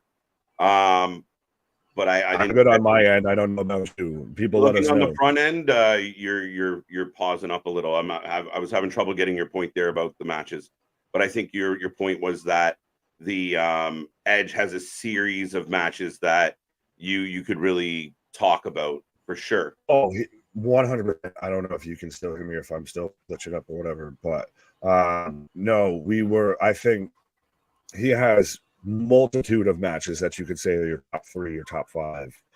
They're so hard. Right. Him and Cena had great matches. I mean, he went Orton, he's been in there with everybody. Him and Angle. Yeah. I'm apparently in the Matrix, why? For the benefit of those with flash photography, Nick just froze like a bicycle. I love it. I'll take it. Pose. Right, I froze for those with flash photography. Right. Who's better, Edge or Jericho? Am I good though now? Yeah, you look good. Okay. You seem back. It just hit there for a second. Who's better, Edge or Jericho? Man, that's a tougher question than you'd assume, but I'm going Edge. Edge. Man reinvented or reestablished the tag team division and then turn around and establish himself as arguably one of the greatest singles competitors. Man's arguably one of the greatest tag team competitors and one of the greatest singles competitors. Dude, he starts catching me when you start bringing in like the little ones and there he's hugging his daughters. Man, it touches the heart. Well, we're going right now. We're replaying the moment where he initially first had to retire to where we thought we were never going to see Edge. It was so sudden, all that. They should have double clotheslined him. Who? Context. I think he was talking about LA Knight and Oh, Tony. That would have been Well, funnier if they accidentally double clothesline Tony. Like, oh shit, yeah, I didn't even think yeah, about that. look, everybody doing their rock and roll Edge stance. Well, Raw you're showing Edge and Beth Phoenix Hogan. backstage tearing up at his return at the Rumble. Yeah, people forget that he was a champion with Hulk Hogan. It's funny as Yeah, shit. well, yeah. I mean, why wouldn't you? But it's still one of the most iconic entrances and everything. On this day, the second you hear that, or even then, you think you know me, and we're Yeah. looking all around the crowd, and he pops Mhm. out of nowhere. He did Moxley before Moxley. There you It go. was better with a better rock and roll song too. And I know, honestly, Nick, his his Rumble moment, because of that song, the music, the way it hits, when you're waiting to find out who's next, and we got that, you think you know me. The place came unglued, Oh, and it it's was beautiful, man. Elizabeth. Yeah, Uh, damage control. Larry, you're saying Edge is overrated? Why? I'd say Edge is Oh, far I better debate because that. it puts his body on the line to entertain the fans. Sorry? I'm saying I would have debated. I'd happily debate the overrated part. There you go. Oh, I'm not going to do it now. Oh, okay. We got Damage Control coming out right Yeah. now. Edge did more for wrestling than Jericho. Yeah. Valid. Yeah. Ronan, what up? Finished watching 8 hours, 8-minute video. 8-minute videos of featuring Edge's best matches on WWE's YouTube channel. Well, at least now you're here watching the best live stream on YouTube. But There you go. There you go. Here comes EO. but Jericho is a wizard. Yeah, we've got Dakota Kai back too as well. We just Yeah, and suddenly just overlap that. she looks like she's walking pretty fine, Nick. Yeah. Rated R Superstar was a very unfortunate gimmick to have right after the company turned PG. Well, I mean, it was pretty rated R for a while. I mean, we did put a bet in the ring for the man. Yeah. July 4th, 2003, Edge and Hulk Hogan ended Billy and Chuck's reign. True story. True story. Keyshawn shouting out Edge versus Cena versus Triple H Backlash 2000. Good one. Damage Control got a problem. How long until Bailey turns on EO? Not long. Not long. They were already having issues. Now Dakota's back. They can get back into what their plans were. I think they're just going to rehatch the plans they were already working on. And now that she's champion, it's even better. I think you need to resew it. I think you need to bring it up a little bit. You need to add some more. Oh, yeah, you need to warm that up a little bit. Yeah, I think they're going to. I think they're going to start reminding us that there were some issues and we'll have some things go awry. But sooner than later, I think jealous Bailey will come out. Fair enough. Since the draft doesn't really matter, is this halfway a commercial or is this halfway just an ad for Raw in Quebec City this Monday? Yeah, but it goes into a commercial after that. I'm slightly ahead of you. 5. There you go. There we go. So since the draft doesn't really matter, could we see Dom and Judgment Day ruin this match? Oh, with Edge? No. They've moved past that, guys. Been way past that. Right? Doesn't matter what show they're on. They're past that. They're dealing with their own bullshit, which is still debatable. Here's a question for you from your fellow Canadian, Mega. How does Io Sky deserve to hold the belt? She won Money in the Bank, and she cashed it in and successfully won it. That's how. And she's extremely talented. She destroyed the NXT division, Nick. Like she 100%. Ran out of people. She ran out of women to wrestle. Just ran out. She beat them all. Yeah, she literally got to the point to where she ran through the NXT women's division. They just didn't have anything for her on the main roster, so she just kind of got lost in the mist. Mm-hmm. But who, like, if it's not Io, and I mean, I love the fact that it's somebody younger, somebody different. It's not another Bailey title run yet, or another Charlotte, or let's mix it up. Let's hand that belt into somebody that could be something with it. And I love Io. Io deserves it because she's awesome. Right. Ronan says, favorite Edge match, TLC 2 at WrestleMania 17. Favorite Edge theme song, Never Gonna Stop Me by Rob Zombie. Never gonna stop me. That has, again, if we get copyrighted by that, it's almost a win in our book. There you go. We're trying. David says, hopefully they flew in Tony Chimmel for one night only. Yeah, if you hear the rated R superstar, you know 100% leave the memories alone.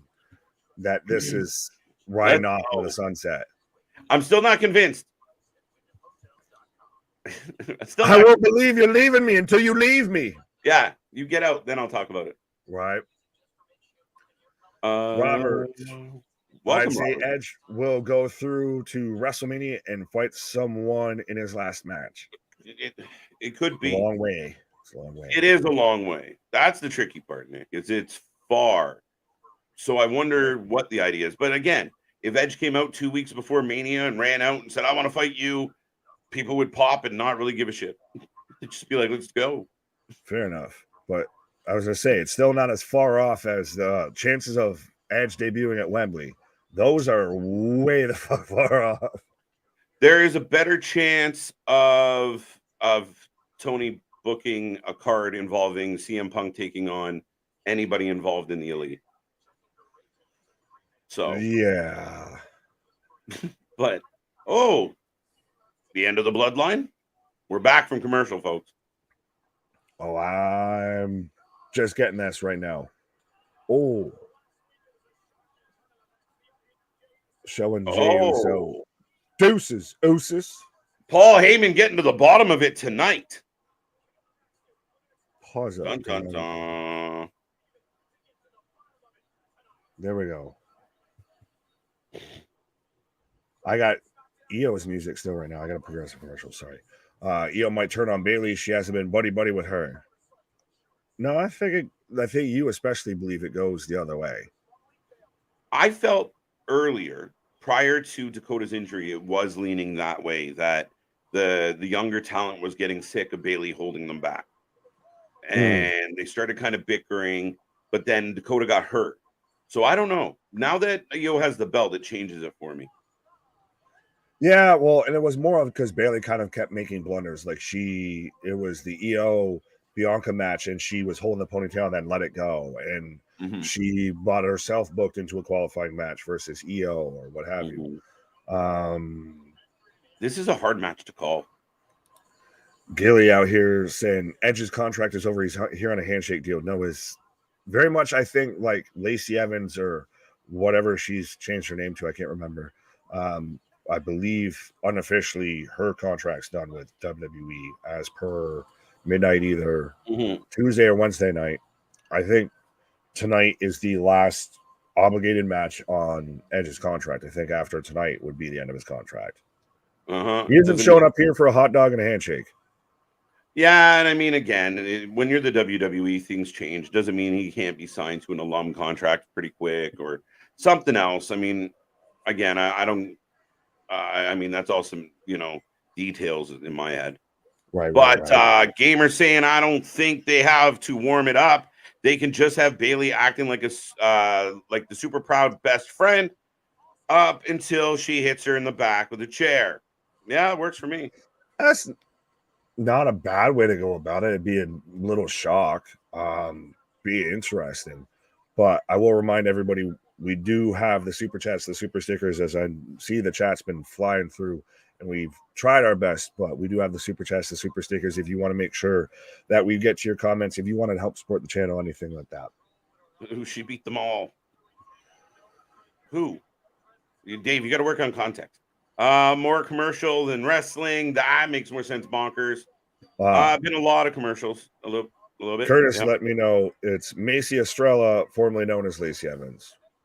Very much. And I feel soon to be on OnlyFans. I don't know. It'd be funny if she just popped up as fucking this whole new person. Let's try it one more fucking time, guys. Amnesia gimmick. I'm not Lacey Evans. It worked for Elias so well. Right. Let's do it. Yeah. Io Sky. Who are you taking in this match? How will they coexist with Bianca and Charlotte? Bianca's got a bunch of stuff going on right now with social media. I think she's now in Fortnite, I believe, as well, for anyone who's gives a shit about that. Yeah. But and I think this could lead to, like you were talking about, to where we get that dissension between Damage Control and everybody starts to turn on Bailey because probably Bailey takes the pinfall here. Right? No, absolutely, Nick. Absolutely. We build to maybe a triple threat between Io, Bianca, and Charlotte. Oh, too many triple threats. Too many. Too many. Who do you see Cross's faction? Corbin is a name I would throw out there. Maybe Elias as well. Who do you guys see in it? Very interesting. Yeah. Moss, Riddick Moss. Well, he might be on the chopping block here pretty soon, because last I knew, I'd seen reports to where creative, they don't know what to do with him. Right. Well, you haven't seen him or Emma in God knows how long. I know they got married recently, but still. No, it's been a minute. Very interesting, these reports that apparently they're heading towards a faction. Like I said, JV last night, I'm just happy to do something with this man. He used to be a monster. Make him a monster again. Make him matter. Yeah, really, he's been torn down since. Huge. NXT with Adam Cole. They gave you the girl, they gave you the entrance, they gave you all of this to make sure that you're a big pro wrestler. You know what they have to do with Adam Cole?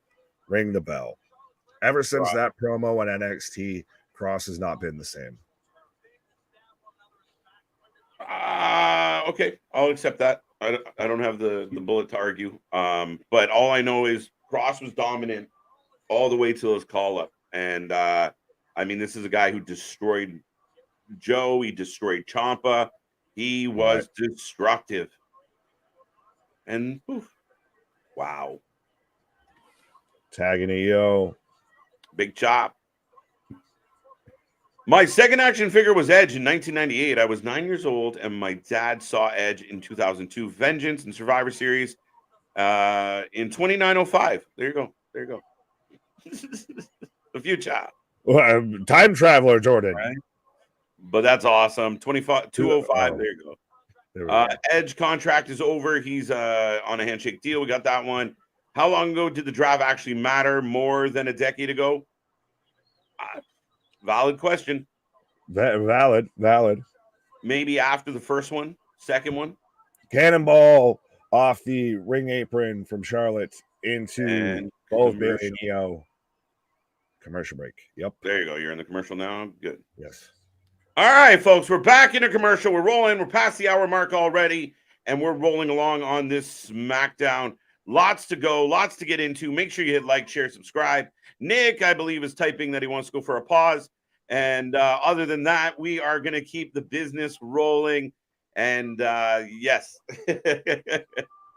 But yes, make sure you come back tomorrow. We got Collision. It's a Saturday, so you don't know when we are going to leave on a Saturday.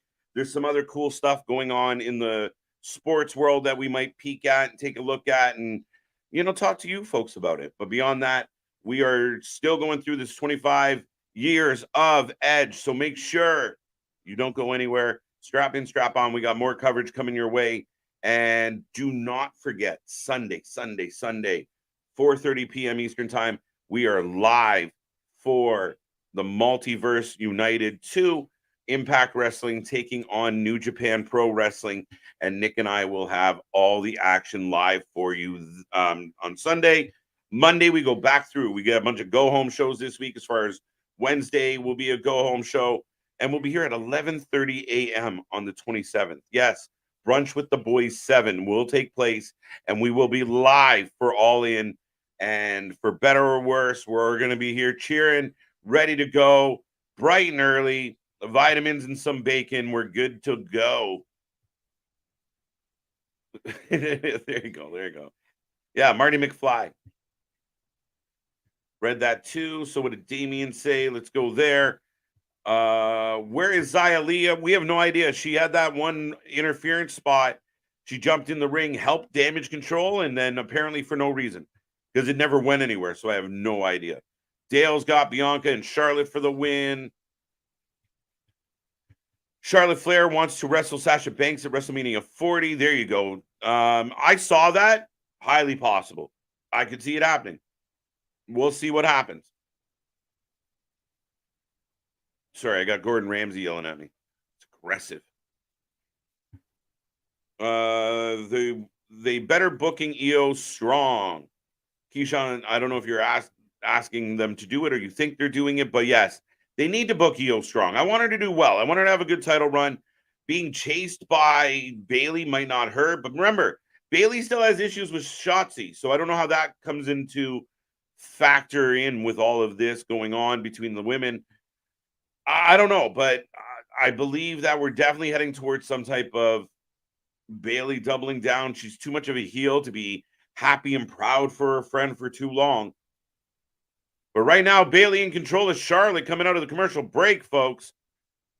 Make sure you get in this chat. Make sure you make your predictions. Make sure you say hi. Don't be a stranger. Don't be shy. Xia Li is doing her best ninja. Pretty much.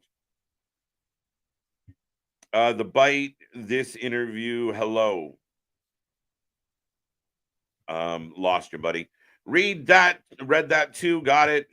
Charlotte Flair wants to fight, got that one. I like it. And I do think that's possible. KJ, I read 2 nights ago, Bully praising The Miz amazingly well. Yeah, because Bully understands what Miz brings to the table. And a guy that has spent the last decade plus trying to make people hate him has successfully accomplished that. And when he is in the ring, he doesn't suck in the ring. He might not be the superstar of all superstars and pulling off the biggest of moves, but he's trustworthy. He is reliable. He is consistent. And he is one of the biggest heels of the last decade, whether we like it or not. And therefore, when you're setting up all these baby faces coming through, Miz does it very well. You got to give him credit. Want to try something good? Get me some Vermont mac and cheese and mix it with Jimmy Dean's steak and eggs breakfast bowl. I'm telling you, it's beyond yum good. Well, thank you, big dog. Might have to try that on Brunch with the Boys 7. As EO's now in control of Charlotte, but not for long. Big flip. Is Sunday a pay-per-view or on a TV channel? It's pay-per-view. It's on Fight. So, yeah, Sunday, I believe. I don't know where else it might be, but it's definitely on Fight. Xia Li is doing her best ninja. Got that one. Bite this interview. Bayley gets distracted by Shotzi. Cost EO. Highly possible. That's kind of what they've been already doing. Kind of like what we said earlier with The Miz. I think that's highly possible. Oh, wait. That was weird. EO went for the tag, and then Bayley just kind of told her, no, go run over there. Interesting.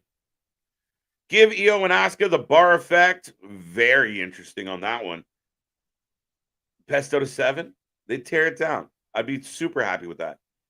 I'm going Charlotte and Bianca, even though both teams have reasons to have dissension. Absolutely. Yeah, I think I'm inclined to agree. I think Shotzi is a factor here. But yeah, and Bayley's kind of yelling at EO. They don't look like they're really coordinating really well. It's quite interesting. Thinking the same, yeah. I think Bayley will get her wish. She's been asking Sasha Banks to return to WWE. I think next year will be the year. What if Sasha Banks returns at Rumble, wins Rumble, and goes on to Mania? And what if that was part of their conversation to get her back? Listen, this is what we're going to do with you. It could work. Never say never at all. That's why, hey, listen, people talk about her going to New Japan. She signed in 4-match stints. She didn't sign her life away. She's leaving her options open.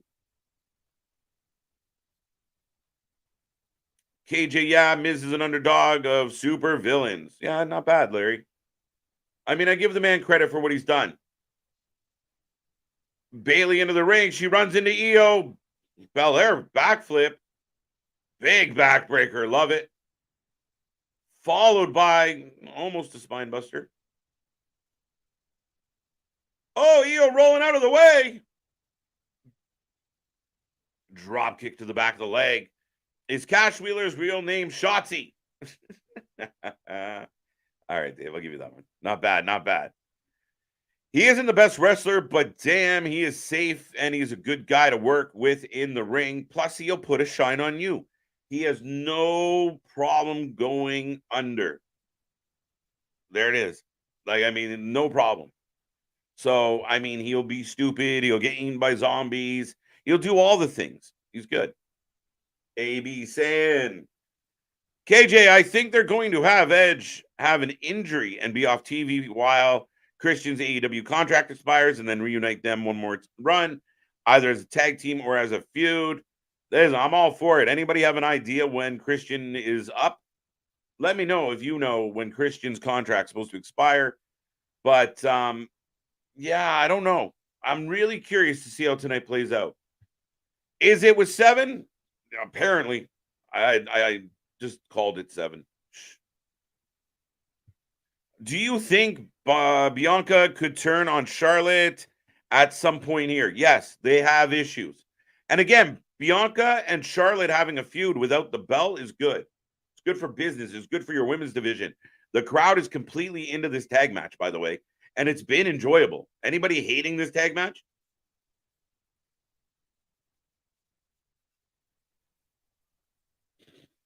That's funny. Yo, am I the only one looking at Flair differently now that she's rumored of divorce? Like she was 5, but she kind of looking like an 8. JV, I was like, where are you going with that? That's funny, JV, but yeah, times are tough. Io's a little confused. Was it confusion or was it?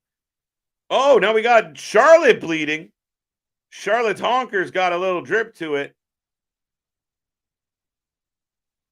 Kevin Owens returns to action tonight after SmackDown, a dark match. That can't be true. Really? That can't be true, Damien. Who are your sources?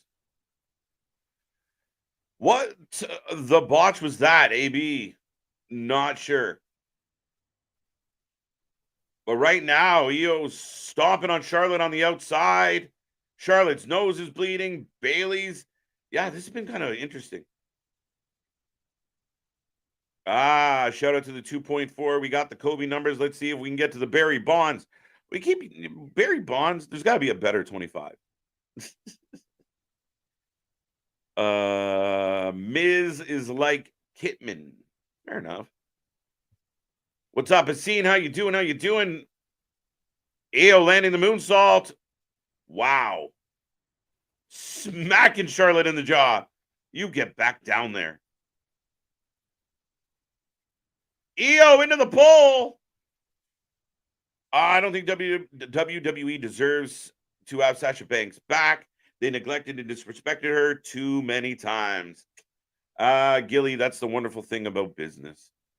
A lot of times it's not about what's deserved. It's about what works and what's best for business. And yeah, the previous regime might have mistreated her, but things change. Money talks, and it's not about deserving. She walked out on the company and she had multiple issues, and Bianca gets the win. No Shotzi interference.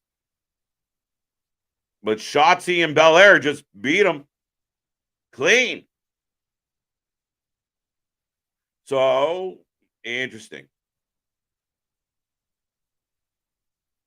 But Belair and Charlotte going to be a tag team moving forward for a while?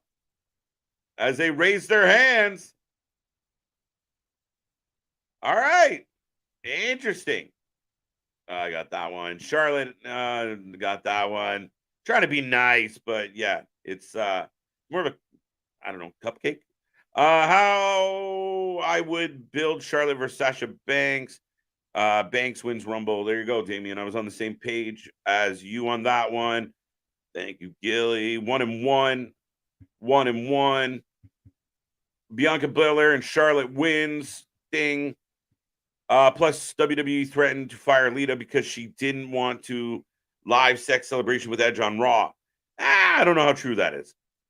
Speaking of, I was gonna say, speaking of live sex celebration. Speaking of a live sex celebration. See, you just outright said it. I tried to get it past the YouTube algorithms there. There's plenty that falls beneath. Yeah.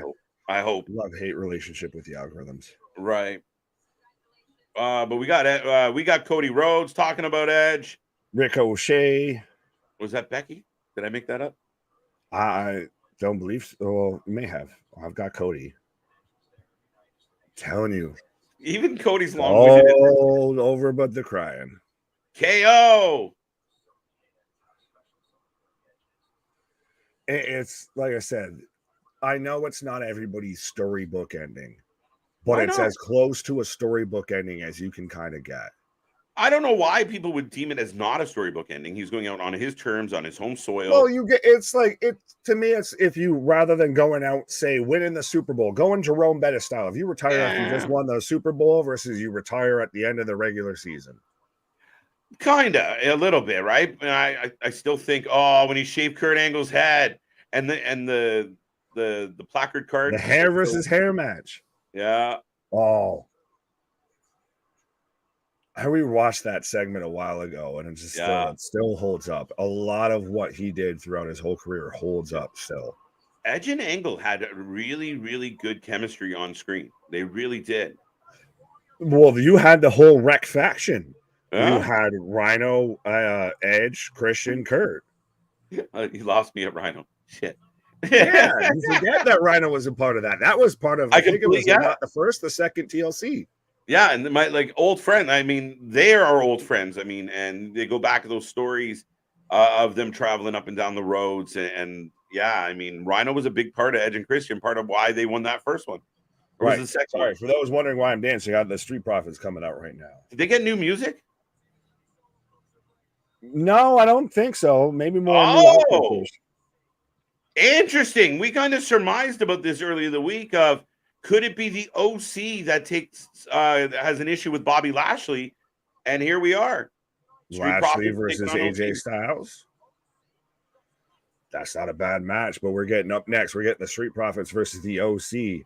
And I like how now they've switched to the pictures for the Street Profits is them in the suits and everything. Right. That's what I was trying to pick up. Was the music different? I didn't notice one, but I could be wrong. Yeah, keep it at a respectable volume. Right. Flair and Belair wins. Yes, they did. Sup, Brandon? How you doing? Welcome back. I just got back from high school football scrimmage. Nice, buddy. I hope it went well. I was going to say, well, were you watching or participating? There's a difference there. Or coaching. Could be coaching. Either way, I hope you had a good time. There we go. Nick and live sex celebration. Count me in. No. Pause. What? Hold up. That is on the Wrestling for Life OnlyFans channel. Right. That is what you get if you become a member. Pause. No, it's not. Right. For Life After Dark, folks. Oh, no. That part about Lita and the WWE, that is very true. Lita talked about in the shoot interview. But then I also heard rumors that she was like, it kind of happened a little.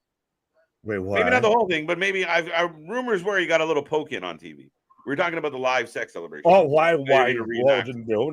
Moving on. I'm not. No, moving on. It's only if Edge actually retires, then Nick will celebrate with a live sex celebration. No, how am I got rated into this now? Nick's the gimmicks are revolting against me. Returning Orton should retire Edge from WWE. Cage bashes Edge. Edge comes in to visit Cage. What if we get a video package from Randy instead of a video package from Christian? Everybody's saying, what if we got a video package from Christian? What if we got a video package from Randy? Interesting. Look, a lot. If we get one from Randy, it's over. It's over. It's all good. We got more than what we could have gotten. Honestly, think about it. This was cut short. What, 9+ years ago? Yeah. So 100%. We got lucky that we got more of something that we thought was done. Yeah, no, for sure. Does Randy Orton return to a lot of people bringing up Randy Orton? I mean, that is very intriguing to me of like out of nowhere, and it's Orton, and they go one more time. Because that might be one of his more, notable Well, that rivals. was the greatest wrestling match of all time. Remember, as they announced it, they called it. It really wasn't, but they said it was. They tried to You call it got the shot, think back though, right? in voice, but we had that questionable sus WrestleMania match there. Charles, if you keep running from the sex questions, yes, I do. Not gonna deny it because I like being on YouTube. Sex is bad, okay? No. You turned me into the right to censor now all of a sudden. I don't know how that happened. I've gone from the what father to the woo father. So Woo! right. Up next, the helicopter. And what if we get a video package from James Ellsworth? Game changer. Game changer. Our buddy Ellsworth. Good God. I think that's the next person we got to get on here. Try to get on here is Ellsworth. He's got to answer the opposite side of Cole. This man is like, talk to my agent. Get the fuck out of here. You're Ellsworth. Yeah. You got no chin, but you got an agent. Get out of here. You said it. Oh, shit. Damage control. Sloppily jumping Bianca as her braid gets caught in between the equipment carts. Yeah. And if I'm guessing based on this, Dakota is not 100% because she's not doing shit. No. Oh! Oh, we're going to Pillmanize the whole... The concerto. Hey, the concerto yeah. on the leg. In honor of Edgy. Oh, no. Well, was that... For anyone that remembers watching that as a kid, was that literally not shoot one of the scariest things the first time you saw it? Of like when you still believed in kayfabe and everything. Yeah. The first time you saw that, you're like, Jesus H. Christ. Oh, he dead. Whoa, what is this? All right, that's a dead body. Y'all want to see a dead body? Yo, did you see the AR for OC? Yeah. I who knew? You can see it in the newest Mortal Kombat movie coming soon. Are we going to actually get some love for the OC? Are they going to feel legit, like they belong in something? I mean, there seems to be that way. They've got the whole little trios entrance. Missions very much involved, a bit more. Yeah, I think they might be actually starting to put a bit of momentum here behind the OC. Well, yeah, then if they're setting up the OC, when some people surmised, was there some way that the OC could take on Bobby Lashley at Survivor Series and the new crew? Again, speculation, but here they are set up at least a first chance to do so. Could we get it like old school Survivor Series style? That'd be cool. To where instead of it being a 5-man, it's a 6-way, it's a 3-on-3 elimination between the Good Brothers or the OC. And I was going to say, is it a bad pun to say that they're putting a little more juice behind the OC? Is that a bad pun? No, I'm okay. It kind of is. I'm okay with it. But if we could have the OC versus the new Hit Row, or I guess Bobby and the Prophets, Bobby and his opponents. Bobby and the Prophets is my favorite. Out of all the bullshit I've heard so far, the street business and business profits and hurt profits, Bobby and the Prophets is fucking genius. There we go. Came on me like a bad idea. I'll take that. When it gets trademarked, 100%, you know where that came from. Bobby and the Prophets.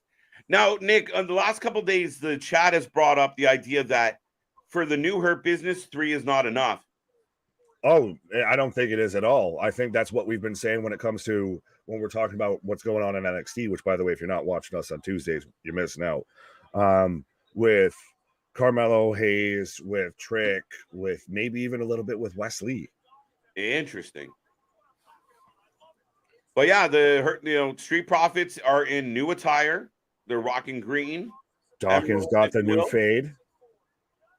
And they definitely have a new attitude. Like They're not playing to the crowd. They're getting their shit done. They're meant to be the heels in this. Oh, pump handle suplex there by Big LG Dawkins. swallowing that right. When does Dawkins get his kind of trick moment? And not saying that they need to split up, but no, pause. I know that came out weird. But frog splash. Oh. 1, 2. Gallows breaks it up. Yeah, you're slightly. But to where Dawkins really kind of, he established himself a bit more like Trick has.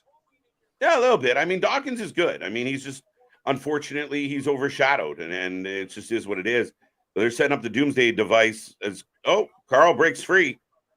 KJ sounds like an Elton John fan. I'm not sure why you said that, but I am. Who isn't an Elton John fan? Right? Give me Tiny what you Danza got about anyway. what you got a problem with Elton John? All right, hold me closer, Tony Danza. Hold me closer, Tony Khan. He says, Jesus, Bianca, go heel. I think she might. Now she's gonna be on the shelf. She was supposed to, and just kind of didn't. Right. Think about it. Everybody here was, and in that match was kind of supposed to be a heel in one way or another. Sort of. Yeah. In some extent, yeah. Oh, step up enziguri from Dawkins on the Gallows. Forward a hell of a clothesline. Oh. But that's the thing is, when it comes to the Profits, Ford goes flying, but Ford had the match with Roman. Dawkins is overlooked and underrated when it comes to this tag team. He is. He's an athletic big dude. Like, he's a thicker dude, but oh, nice. Oh, sky high. Yo, if that is, there you go, Mark. Hell yeah. If that is how they're going to finish matches, sign me the fuck up. That was impressive as shit. It was a sky high cutter. Yeah, not really. Cutter for sure. It was nice. Well, and when's the last time you really saw a good sky high? Shout out D'Lo. D'Lo, 100% underrated. What a bear. The man with the beard. I was going to say, my beard just ran in fear from your beard, sir. The big dog of the beard showing up here. Right. Jeez. What's up? Evening, y'all. Bobby, welcome back. If we haven't said it to you yet, Benny and the Jets, Bobby and the Profits. There you go. Got it. All right. Someone got it. Another huge pop for Bobby Lashley. But Benny and the Profits. Oh, no, Bobby and the Profits. But that's... Do you dare call this a salmon suit? That is salmon-ish. But I think it's so weird because they're supposed to be the heel faction, but because people have wanted this for Bobby for so long, they're the overact. They're the baby faces. Yeah. And I do think partly because they haven't fully established, like when they did get involved, they jumped the good guy and the bad guy. They haven't declared their direction quite yet. We've got Heyman watch. Heyman just in his head. His hair is getting much more wispy and white.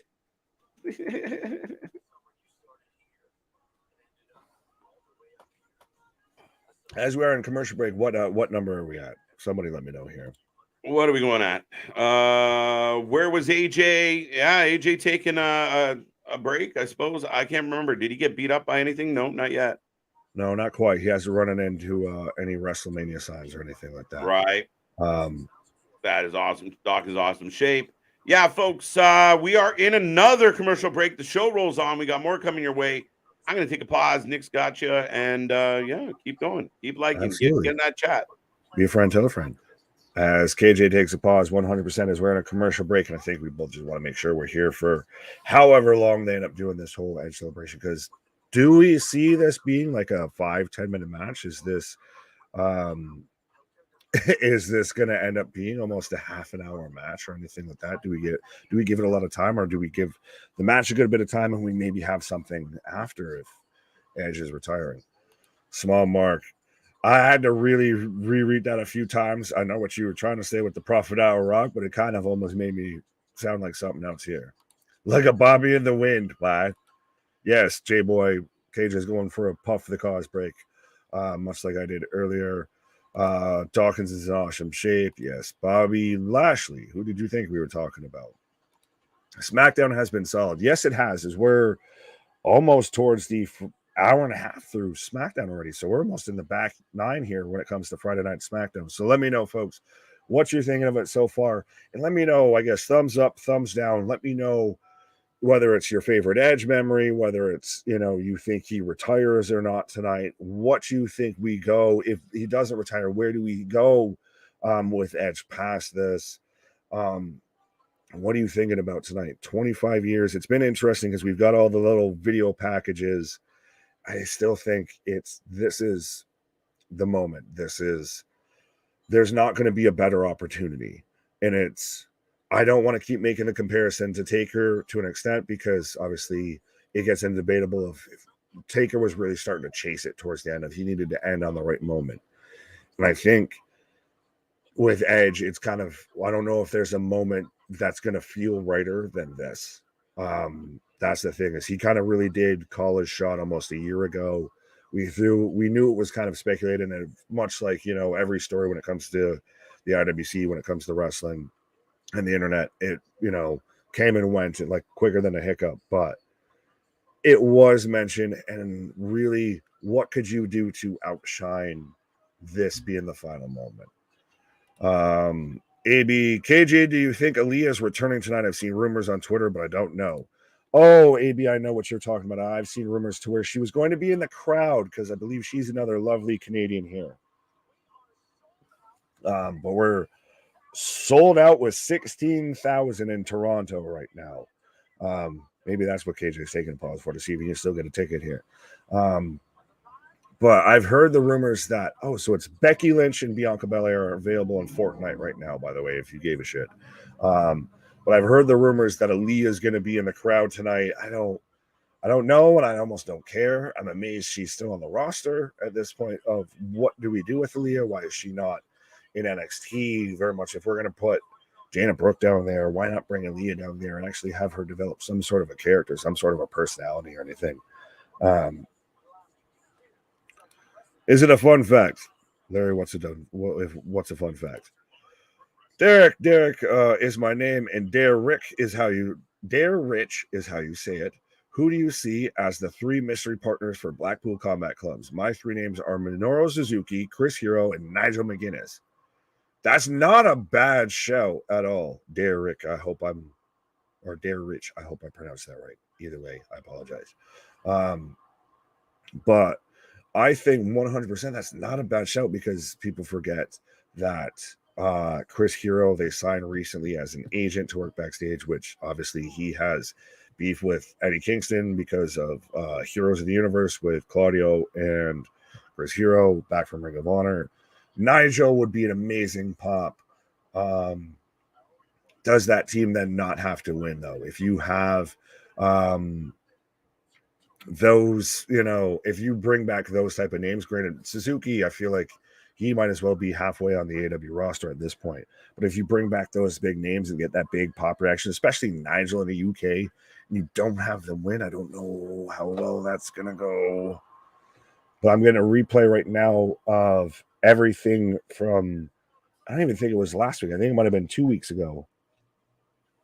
It might have been last week with SmackDown, but we're getting the Jimmy telling Jay how he screwed him over because he didn't want you to be an asshole like Roman. Kyle, Nick, what's your favorite Edge match on this second run? I would say Edge returning at the Rumble and Edge and Rollins and Hell in a Cell. Ooh, that's an interesting. You almost kind of forget about the whole feud that Edge had with Rollins, because everybody kind of focuses a bit, I think, on the feud with Finn. The moment of him returning is still to this day, like I said, I just thought about it at work earlier today and then got goosebumps just thinking about it. I think I saw a GIF or something from his return there and got goosebumps. To me, his best match that I can think of clearly off the top of my head was the match at, I believe it was 37, to where it was him, Daniel Bryan, and Roman Reigns in the triple threat. I think that's been his best match for my personal preference on the second run. Yeah, it's so interesting. You forget all about his feud with Rollins. Bianca just got jumped, but she's on Fortnite. Yes, because one company's not promoting the game that they made and promoting Texas Chainsaw Massacre, the game, which, granted, respectfully, everything from that went to charity. So 100% respect to that. But at the same time, WWE's having, promoting Fortnite and all of that. But deuces is what I just got to end the video. And so, like I said, I think we just really got a video package of them, of the Bloodline, and we've still got Heyman has not moved. Downside to the 8-hour video was it didn't include Edge's matches from WrestleMania 16, 17, 22, and SummerSlam 2000. Ooh. Well, the man's got such a huge catalog, it's hard to fit it in. Trust me, 8 hours is still probably an aggressive trim down. So, Charlie backstage with Paul E. J-Boy just shouting out Brother Love. What do you think of the new Street Profits ring gear, KJ Nick? I think it's great. Yes, we've got Kayla. Dale's 2-1. I missed one SmackDown last week. Theory lost belt and WWE lost to Noose. Yes. Said deuces. Buying good night. Happy I could stop by. I'm off to watch SmackDown, which is in my hometown of Toronto tonight, and I'm getting ready for Rampage. Have a great weekend. Well, you can still hang around with us. We're still watching right along with you, and we're going to be watching Rampage as soon as SmackDown goes off the air here. Pan the camera back to Kayla, please. AB, calm down here. Get yourself a water bottle. Get yourself a Gatorade here. Down, Tiger.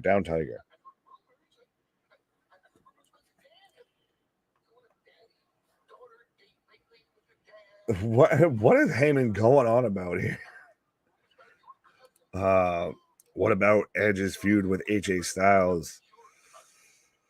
Yeah, but that's, I think, if we're ranking, more recent feuds with Edge, that's a bit down there. That's, I would say, maybe.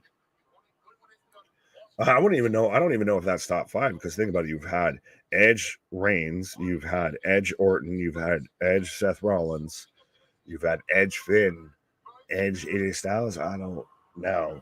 As Heyman's taking a little pot shot at LA Knight. Oh, Paul's getting gray around the edges. Yeah, he's getting that Paulie Walnuts, the wings going, I feel a little bit here. Get a nice bucket. Yeah, Larry. Get a nice bucket. Kayla better backhand slap Paul for talking all that trash. Oh, well, Paul's got a phone call. Oh, nothing. I'm just here on live television. Kayla got the microphone just pressed right up there. Really? Oh, hey, man, is it? Well, thank you. And then just instant hang up. So, Kato share, was that from? Oh, he does. I was going to say, was it from Roman Reigns? That's not a rumor. That's a fact. It's a spoiler. Jimmy Uso will be live right here on SmackDown next week. So see, the Bloodline story's taking a backseat tonight because this is Edge's moment. I would love to share my source. Oh, but even I wouldn't dare, says Heyman. So we're getting Jimmy Uso live on SmackDown next week. As it looks like we're getting Sheamus coming out right now. So are they going to give this match a half hour? Does this match go a half hour? Or do we have stuff after this? But this is very much, we still get the Bloodline, still gets its prominent moment. It still continues on, still keeps, the flames stoked. But speaking of the flames, Edge's moment. This is Edge's night. Yeah. My flames are definitely stoked. Pause. Are they Stokely Hathaway? Stokely Hathaway. Beautiful. I love it. But yeah, Nick, Sheamus coming out now. So if you think of the commercial breaks plus the moment, if this is the moment you expect, right now, the fact that this match is starting now, to me, lends more to your theory than mine. You may be closer to right than me. It's one of those, and I know I very much, to a lot of people, don't want to be right. You don't want Edge to retire. That's, still to this day, a lot of people's favorite pro wrestler. You don't want a 10. But sometimes enough's enough. You've gotten everything you need. Yeah, you're not wrong. And like I said in the beginning of this show, I don't think it, but it could happen. Right. Edge for the win. Edge for the win. I'm getting sorry. I was just saying I'm getting an advertisement for Monday Night Raw, by the way. We're getting Shrek and Donkey versus The New Day. We're getting Gable versus Gunther for the IC title. Are we getting Nakamura versus Seth? No, we're just getting a fallout from that. Yeah. But live from Quebec City, another good town. It's going to be a live crowd there too, as well, as usual.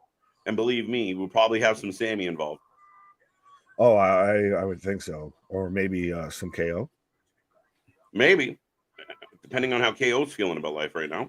Right. But I'm in commercial break right now, sir. I don't know about you. I'm also in commercial break, rolling through. Fair enough. Do you think Shotzi has been booked poorly since shaving her hair? She done it for her sister and said it could help with a storyline, but she hasn't been booked well since, in my opinion. She hasn't been It's booked. only been like 2 weeks. But she hasn't been booked. Like, she kind of messed with Bailey a little bit. Nothing tonight, though. Yeah, she had the spooky ha ha ha Bray Wyatt kind of pop up and just laugh and then go away thing. But fair enough. Yeah. Great show, guys. Thank you so much, Maggie. We appreciate you being here and joining us. Maggie, been a minute. There you go. Oh, yeah. The Expendables 4 trailer. Yeah, that's what I got. Right. Sorry. They don't stop. Edge should do a Mark Henry. Well, Bobby already came out in the salmon suit. The salmon suit has been taken. That spot has been filled for tonight. That was foreshadowing. Could it be? That's some deep imagery. Get the fuck out of here. I mean, if you're on enough vitamins, how deep does the rabbit hole go? Deep, my friend. Pause. Edge for the win. Are the Usos still not allowed in Canada? It's not, because they were in Montreal. Somebody said they were at Elimination Chamber. Yes, they've been there. But I do think it requires like clearance and permissions, and so maybe that, fuck it, instead of do the paperwork. And I think you're right. If they step away, this tonight is about Edge. Yeah, I almost think you could have almost maybe done away, and it's how I don't know how you feel. You could have done away with even the Bloodline storyline part tonight, or at least the Heyman part. Granted, I know me saying I don't want Heyman on my screen, sacrilege, but you could have done away with that, and maybe that's another video package. That's another highlight for Edge, especially if you're doing that right before you go to the match. I like that. No, I don't think so. I think it's a little teaser for your hottest thing, as you've taken a pause on it. If this is the main event, having a little taste of Heyman, giving us a teaser for next week. It doesn't take anything away, but it keeps it relevant because the story isn't going away. What if you put that in the middle, a little bit? It would be before the 9 o'clock hour, but put that there and then move that second video package to there. Maybe. I mean, they could have done that. I don't know how consequential it is, but I could see that happening for sure. Speaking of consequential, though, we got Big Dog up in here with the super chat. Wrestling for Life, where the Big Dog plays. Ruff. I was gonna say, do I need to do the Kevin Nash of look at the adjective play? Right. I was going with Steiner. I forget that. And the dog's in the house. All right. Louis saying I missed the whole last hour. Oh no. Don't worry, you can just go back and rewatch this. We got you covered. Next week, Rey Mysterio versus Grayson Waller. And Jimmy returns. Oh, wait, hold on. Do we have to acknowledge this? Wait, what? Sorry. Oh, acknowledge. I was just going to ask you. I wanted to line up with you. I wasn't going to ask why Jimmy. Why? I clicked on the wrong thing. KJ and Nick, please do a 5-second post for us. Oh, wait, my hand's in my face. Wait, no. we gotta do like the cowboy or no, just wait. Over the 5 seconds. We can't even do 5-second poses. We suck. We're too twitchy. Too vibrant, too vocal. Heel. What's that? I said we were just too vibrant, too vocal. Pause. Oh, listen to the crowd. Listen to the crowd, folks. If that doesn't give you some goose pimples, nothing will. And I'm turning up a little bit here. I could always do with Heyman do without Heyman on the screen. No, not at all. Heyman is the GOAT. Good idea. The Nash host SummerSlam in Detroit. Big Diesel. Yeah, so folks. That pose. And literally the whole crowd just cheering. You can actually, the music is actually being toned out by the crowd.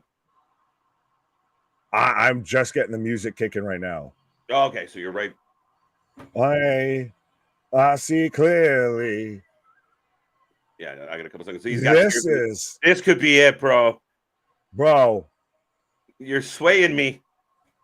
Look at this man's face. It's getting me verklempt a little bit here and everything. This is up there with that 09 or not even that, with the fucking 2020 Rumble. I literally got so flustered. Wow. In the maple leaf colors. 100%. I love it. They even gave him that bell. He's hugging people. I don't know. Are they selling it too hard, folks? Where's my buddy Martinez from the chat? Are they selling it too hard? So Canada.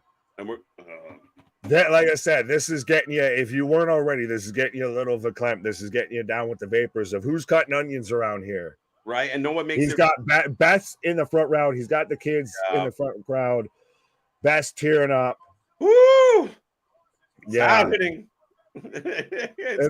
Honestly, I'll admit and I'll eat all the crow if I'm wrong. I'll take a pause for the cause directly if I'm wrong. But this is it. It feels let's just embrace. Let's just enjoy this. This is it. Nick already did a 5-second post. I'm with you, homie. I mean, watching how this is all rolling out, I'm like, maybe I'm holding on to something here. Because I told you it's the Torontonian there. It's, the Canadian bias there. This is. Now you should be in commercial right now, correct? I've got the crowd still popping with. Oh my God. I've got signs of thank you, Edge, all that. I went into commercial. Yeah. I've got YouTube TV, so I've got everybody chanting thank you, Edge. Oh, there we go. There we go. Now the match is kicking off. Edge definitely emotional. Shit. Still could just be his last match in Toronto. Either way, enjoy this moment. Listen. This is a moment in pro wrestling, and we don't get them often. Trust me, dude. I've been goosebumps since fucking almost Sheamus came out. Like, it's crazy. The hair on the arm standing up. My koi fish into it. I've got bell ring and handshake. I just got the shoulder block. God damn you. Tell me when you get the shoulder block. I've got tie up right now. And by the way, Charles Robinson, the official, if we're going to call this all the way down as much. Right. I've got a collar and elbow, edge of the ropes, shoulder tackle right there. There you go. Trending number 1 in the United States is #Smackdown right now. What? That's what they have right now in the corner for representing X. Yes. WWE's got it. Trending number 1 in the US right now is #Smackdown. Now, could we see an unexpected return or debut from somebody who will jump Edge and start his last feud WWE? If so, who? It's possible. I mean, I've been leaning that way. I even thought maybe it would be Sheamus that isn't happy with how this match goes, and that's what carries it. I don't know. I don't know. I think they give this damn near a half hour, 25 minutes. We've got 20 on the clock left, and that depends on if they go over. But backbreaker from Sheamus on Edge, but you even got the crowd chanting, "This is awesome." Yeah. Yeah. Back into commercial. God damn it. Edge's match should be commercial free, WWE. Dear Nick, come on. Greedy bastard. Trudeau is taxpayer money. Just right. He didn't rule out at least one more match. He's done for now, maybe for good. Again, wrestling retirements are, fickle at best. They're like wrestling drafts. Does he announce anything? Do we get an actual moment? Or is this just, this is it? And we never really know. Could he come back? Was that it? But based on the hoopla and everything of tonight, I think there's still going to be some type of feels about it. Like we're going to feel like he's done. And then maybe in a few months he does pop back up. You know, maybe one day he pops up with Christian and they get one more time as Christian's getting put into the Hall of Fame. Yes. Yeah, get him in there. Right. Tear the house down, Edge. Crowd is amped for this. This is where Michael Cole will shine. No, because he's sandbagged by Kevin Patrick. No, they did. So they make the little kid shut up. They make him shut up, Nick. Just shut the. You don't say another fucking word. Yeah, little homie, the fuck up. They'll punch you in your face. Question for you, Wrestling for Life Network: does the rated R superstar go out a winner? Yeah. So if depends on how you want to look at this. If this is on the back nine or this is the end, depends on how you view. I guess if he goes out looking up at the lights or if he goes out a winner. I mean, and even then, that still differentiates. Mm-hmm. Being Edge is a bit of a wrestling traditionalist and an old school wrestling fan. I'd imagine he'd let Sheamus go over. He'd do the, the slow rise to his knee and take in the fans' appreciation. He doesn't need the win. Sheamus technically doesn't need it either, but I just feel like if he's gonna go, Sheamus takes the dub. He goes out and he comes back, and that's his moment to where he acknowledges that this is the last ride, cowboy, all of that. Do we get the boots in the ring? Oh, that would Billy did it. Billy did it. But even that was kayfabe, Nick. Only helps me. Debatable. Oh, it is kind of debatable, but they seem to be begging him back. Edge, well, Tony's begging anybody. Edge finally retiring, but on his own terms, doesn't need a story. Him being able to choose, that's the story. Yep. You're right. 100%. I agree with you. And him coming out and saying, you know what, I want this match to be against a friend, a true lifelong friend that I care about. Somebody that got him back. Yeah. I mean, it's his terms. Oh, springboard back elbow as we come back to the action, folks. Right. Make sure you hit like and subscribe. Make sure you tell all your friends. We are rolling through, and we got Rampage coming up next. And I was going to say, in honor of Edge's 25 years, I need to see another 25 people added into this fucking chat, into the likes and all that. Right? Nice. Don't make me pull a Shrek reference, Larry. What? How has that become a threat? Could we see Randy Orton return tonight?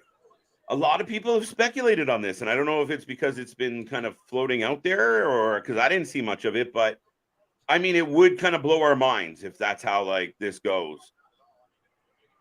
We're all crying. Right? If that's the way that goes, then you win that argument. My theory's shot to shit. Nick, could you imagine? Oh, powerbomb. The crowd in Toronto, because it will be his last time in Toronto, I imagine, performing. But the crowd in Toronto's losing their mind, standing on their feet. Thank you, Edge.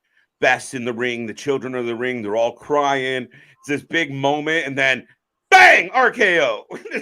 It's the most heel heat you could fucking get. It's the most heel heat you could get. 100%. You go back to the psychopath, the unhinged Randy Orton. Right? Like, Randy, they're going to cheer you when you return. He's like, the fuck they will. Right? Well, that's Small Mark saying, does this end clean? If it's his last match, it ends clean. Oh, that looked holy shit. Oh, cross body. Did you see his legs? 2. What? I felt like his legs folded funny. What? Oh no, he made it. It just looked awkward. Really, like the first one, it looked like his legs just didn't bend the way they were supposed to. Fair enough. Boston out here just rubbing salt in the wounds, I guess, since I haven't suffered enough because you're dealing with Edge in Toronto. Red Sox versus Yankees at noon tomorrow. Battle of the has-beens. Yeah, I saw a meme going around that I have on my phone of there's a pentagon, a hexagon, an octagon, and then there's the Yankees logo that says season god. Yeah. It's surprising to me that the Yankees have fallen the way they have. It's the first time I've had to really eat crow as a Yankees fan in my adult life. Not often. Right. And there was even some seasons where it was like the crow was being shoveled your way and you guys found a way to climb out. And we just found a couple dollars under the mattress and we could buy our way out of that shit. So yeah. The greatest match ever, part 2. It ends now. Edge retired from WWE. Okay. I it's so weird of like I almost want to just so hyper focus on the match here. We're getting the beats of the Bowery. Oh no, we're not. Edge your own Bowery. But instant big boo reaction for Sheamus even trying to go for it. And Sheamus is the babyface to an extent. Right. They both are. I need the younger talent to watch the punches that these guys are throwing. They look like they're hitting, and that's how it's supposed to be. Right. Charles Robinson, Little Nate is the ref too. Legends all around. Right. Saw a cool picture of Little Nate outside of Toronto Town Hall. We got a big Toronto sign, and so he took a selfie. It was adorable. Well, I was gonna say, in the first, was that a spear to the outside? Yes, it was. Both men down. Commercial. Oh my no. Oh my God. Take one off. Take one off. Put it earlier in the show. Right. Give me an extra fucking commercial during the tag match. But I was going to say, in the first greatest wrestling match of all time, we got the Finkel voiceover. Now we've got Little Nate's the referee here. So we're getting very much homage to the legends here a bit. Christian comes out and turns on Edge. Can you imagine? You think you know me? I always love when the opportunity, like we've had it a couple times where it's like, oh shit, we didn't realize that guy's contract was up. Yes. How long's Christian been there? It's 2 years, right? Well, maybe 3. Remember, he came out with the outwork everybody. He was the initial first real big kind of surprise announcement. Mm-hmm. And how the wayward have fallen. Interesting. I'm curious what Christian's contract is and how close it is to, because all the AEW marks are very much like, Edge and Christian, at AEW. What if it was the other way around? What if Christian just ups and leaves? With the TNT Championship? I mean, he was already throwing his kid out, from backstage, so. Right. Well, I mean, technically it's luchas anyway. But if the WWE looked at Christian and said, come back, one more run, we'll give you a couple tag matches with your old buddy, and we'll put you in the Hall of Fame. Stay there. We won't put you in the Hall of Fame till later. Jeez. Let's play. Boston. Well, speaking of let's play, Boston saying, I'm throwing salt at my team too with that statement. Yeah, but see, it's the Red Sox, so no one gives a shit. Nick double down. Exactly. I have gone on record.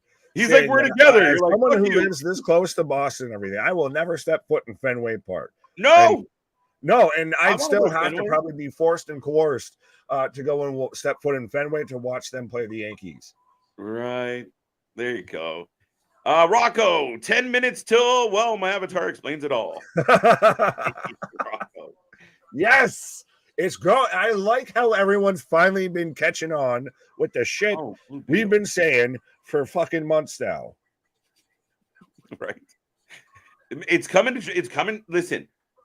To me, I thought about this a lot today. And the thing with All In is you set that bar so high. Kudos. But when you turn back to the original All In, you could have booked anybody that wasn't WWE affiliated. And they forget. You had Rey Mysterio. You had Cody. You had Nick Aldis. You had several names that aren't there anymore, first and foremost. But they also helped. Rey Mysterio is going to be at this event. I'll buy a ticket to that.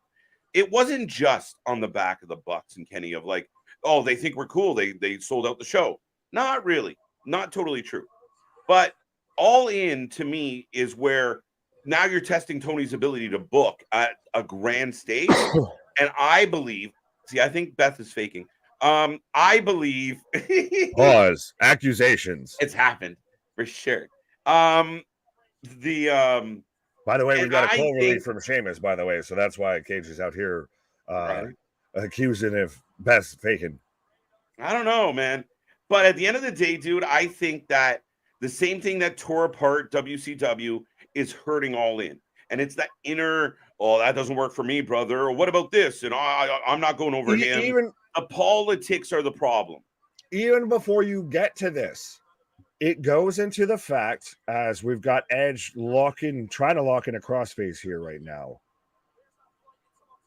Is he going to lock in a crossface right now in Toronto? That's that's a shitty, sloppy crossface, more Right. exaggerated armbar.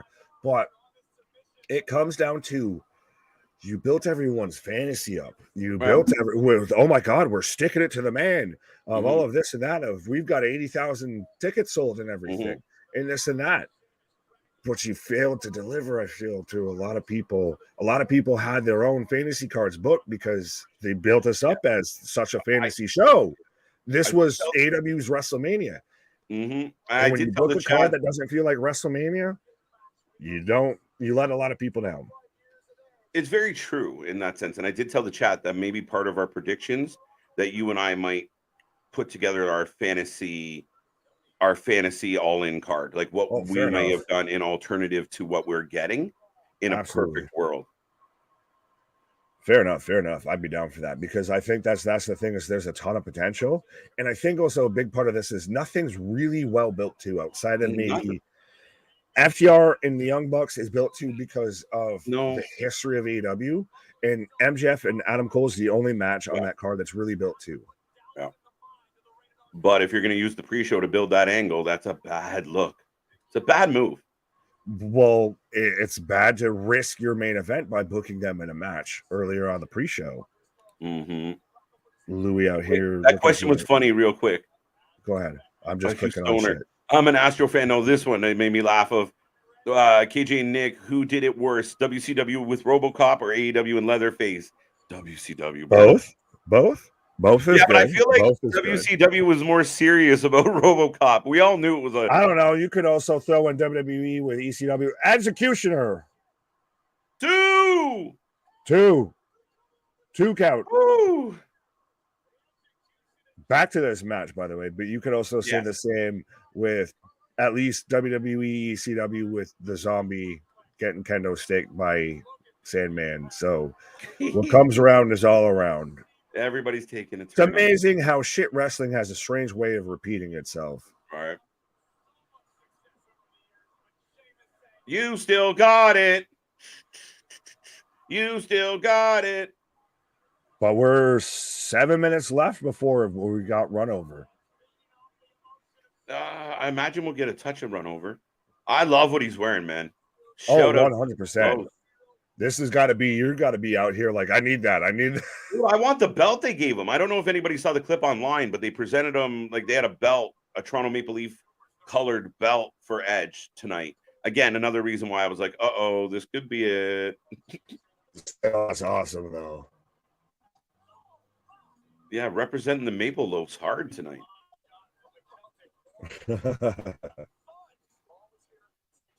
AB, I don't think that's going to happen. Waller would be a surprise. Oh, white noise! Ah! White noise! Who never lost what? Who what? Oh, Razor's Edge! Call it what you want. Yeah, that's a Razor's Edge. Will always be. 1, 2 count. Edge is still alive. Why are you giving Kevin Patrick this call? It's funny, though, because like they give Michael Cole the replays and such. It's interesting what they're doing here. Yeah, don't worry. We got you covered for everything, even though we're probably still a little quiet here. But are they hoping for like talent by osmosis here? Like are they like what is happening? I mean, maybe. Absorb what I do. Right. Do as I do. Do as I do. Pizza the Bowery. And it's even looking at his face. This man looks like a fucking zombie coming back to life right now. Yeah. Thought it was over. No. Oh, he gave him the finger. And he gave him more. Hey, last week we got back again. Nick, last week we got an asshole. This week we get a bird flip. Hey. Fox. Well, Sheamus just smacking the bejesus out of Edge right now. Just beating him to a bloody pulp. And he's getting tons of boos for it. Well, like, no matter who this was. Oh, no, you're a hero. Yeah. Hometown boy. Yeah. I got it. But it's amazing. Like, they're playing right into it, and instantly Sheamus knows well enough to Start, poking at the crowd. Get them with you. Right. Clothesline! Oh! I just got the clothesline. Kenny's movie place is right there with you. Edge's outfit is awesome. Can't wait for the Elite figure to come out. Yeah, I kind of thought about that, but I didn't know if you Let's go. the figures. I fucking love it. No, I really do, man. But I'm biased as shit on this. Edge firing up. Go blue! I was gonna say, KJ just found his fucking Halloween costume for this year. Yeah, I am the Maple Leaf champion. Oh, bro! Bro kick! And One, the crowd loses two count, Hey! two count. KP screamed. Who's what? Kevin screamed, like yelled.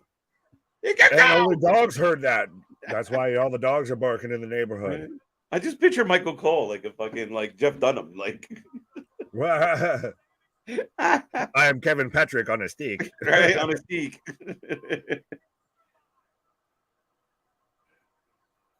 Sheamus firing up. Oh, roll up! We're gonna get a spear here. Yeah. Mrs. Bro Cake, roll up. One. Spear! Two. Spear! Those! Ah! One, two count, two count. Okay. Yes. Pause. I think I even French tap Canadian maple syrup. I got the slow drip. Yeah. Pause. Go to the doctor. Pause. I'm a Flyer fan. Oh, we got some beef. We had the 90s and the Flyers and the Leafs. Oh, the early 2000s. I don't have an out and outright hockey team. Granted, I guess the most I really had was probably the Stars. Oh, spear! One, there it is. 2, 3. All right. Edge wins. And we've got 2 minutes left. Woo! AJ Styles, heel turn. Richard, not tonight. He's busy with the Hurt Business, I think. They're both sitting there. They're both looking at the lights. That's crying. Oh, I didn't say it. I was going to say, JV's a Devils fan. Fuck the Devils. I have no dog in the fight. I did what you did with the Red Sox.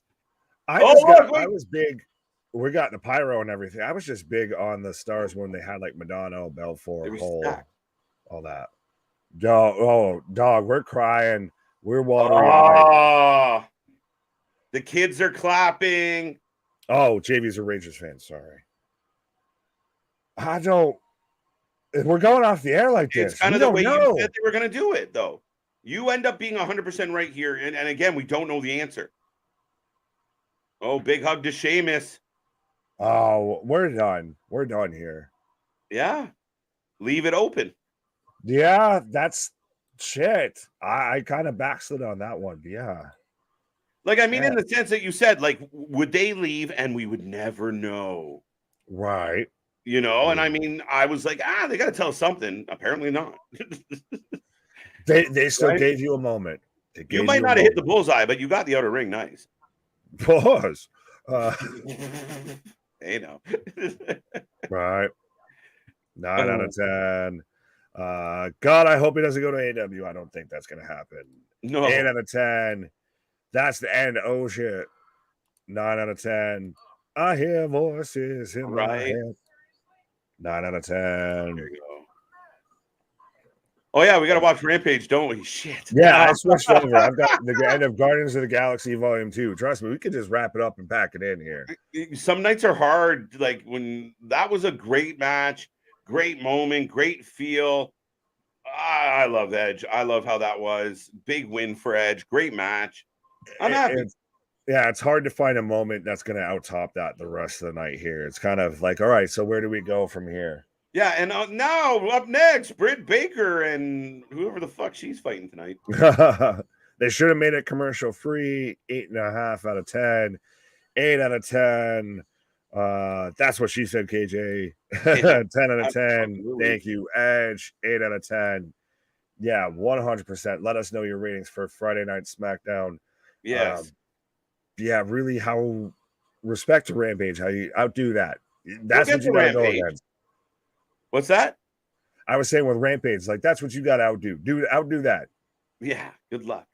But listen, man, that was a good show. I liked a lot. I thought they're building up the Street Profits in their new image. That went well. I thought the women's match was really entertaining. I liked a lot of what I got tonight, and I see a lot of the fans did as well. And again, anytime they tap into that emotion, that storytelling, that personal feel behind the wrestling, it's bonus marks. And I mean, that main event was 25 minutes. Yeah, too many commercials during it, but what a moment. Again, tears in the eyes. Not as emotional as I expected. So I expect to see more Edge. It really does leave you on a cliffhanger. Right? It's one of those of it could be maybe that's the way he wanted to do it, is leave you on a cliffhanger if you never know. Mm-hmm. And like, I don't know. That's what he said in his interview, which again, people forget that some of these interviews are pre-thought out of like, I'm going to tell him this. Like, I don't know. So now none of us know, and we will see. Interesting. I'm okay with it. I really enjoyed it. And the emotion of the moment was still 25 years of Edge in his hometown, in his hometown colors, with the crowd losing their mind. It was beautiful. Is it interesting? And I could be wrong on the math here, but 25 years, and I think the match went 25 minutes, bell to bell. Maybe. Touché. So I think that's might be a nice little Easter egg. Not bad. Not bad. We'll give them 25 minutes on the clock. Let's count. Right. By the way, speaking of 5 minutes, that's going to feel like 25 minutes. We've got Phoenix and Commander going on right now with AEW Rampage. We do, folks. So make sure you don't go anywhere. Re-up your drinks, your vitamins, your feel good. And we are rolling through the next hour of Rampage. It's going to be a fun one. And if you haven't given us a rating on SmackDown yet, make sure you do so. Don't forget, we're back tomorrow and Sunday. Busy weekend here. So 7 days this week, 7 days next week. And there's going to be another busy weekend at the Wrestling for Life Network. Absolutely. Well, and you never know what we could still get up to on Saturday. I know we've talked about a few things that, we might be keeping close to the vest here. So you never know. Yeah. I mean, we cover it all. We really do, folks. We're just here for a good time. Wow. And a long time. So, haha. Well, he said it as Commander just sloppily slides out of the ring. Looks like Phoenix is going, obviously, for ... dive. Oh. Man. Kyle says 8 out of 10. Alexis says 7.5 out of 10. Damien's got Phoenix for the win. Is Aubrey doing the pin count in Spanish? Nay. I don't know. Can horses speak Spanish?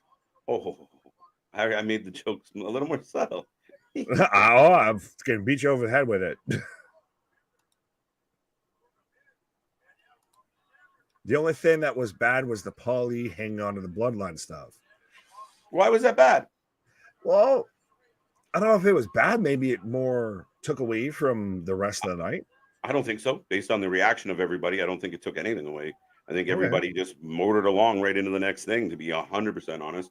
I don't think I got hung up on it. It's just right before the main event, you remind everybody that next week, the real main event, the consistent main event will be returning. I think that's okay. Fair enough. I do think you could have done that and just maybe put it more towards the middle and have another thing that calls back to Edge into the main event before the main event. Refresh it a little bit. For sure. Versus bang, 2 in a row and then we miss it. Mm-hmm. Well, and again, I mean, if I'm being devil's advocate for them, the most people probably tuned in, the peak of their ratings is probably going to be right as that match is starting. So that would be my mindset. I don't know, though. Fair enough. I think it was okay. And again, I know people think that we're not going to see anything from the bloodline for a while. I don't think that's the case.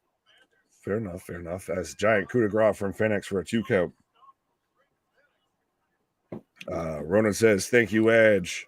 Jared with an 8 out of 10. What up, Jared? How you doing? It's not bad. It's a cliffhanger to get you to tune into next week.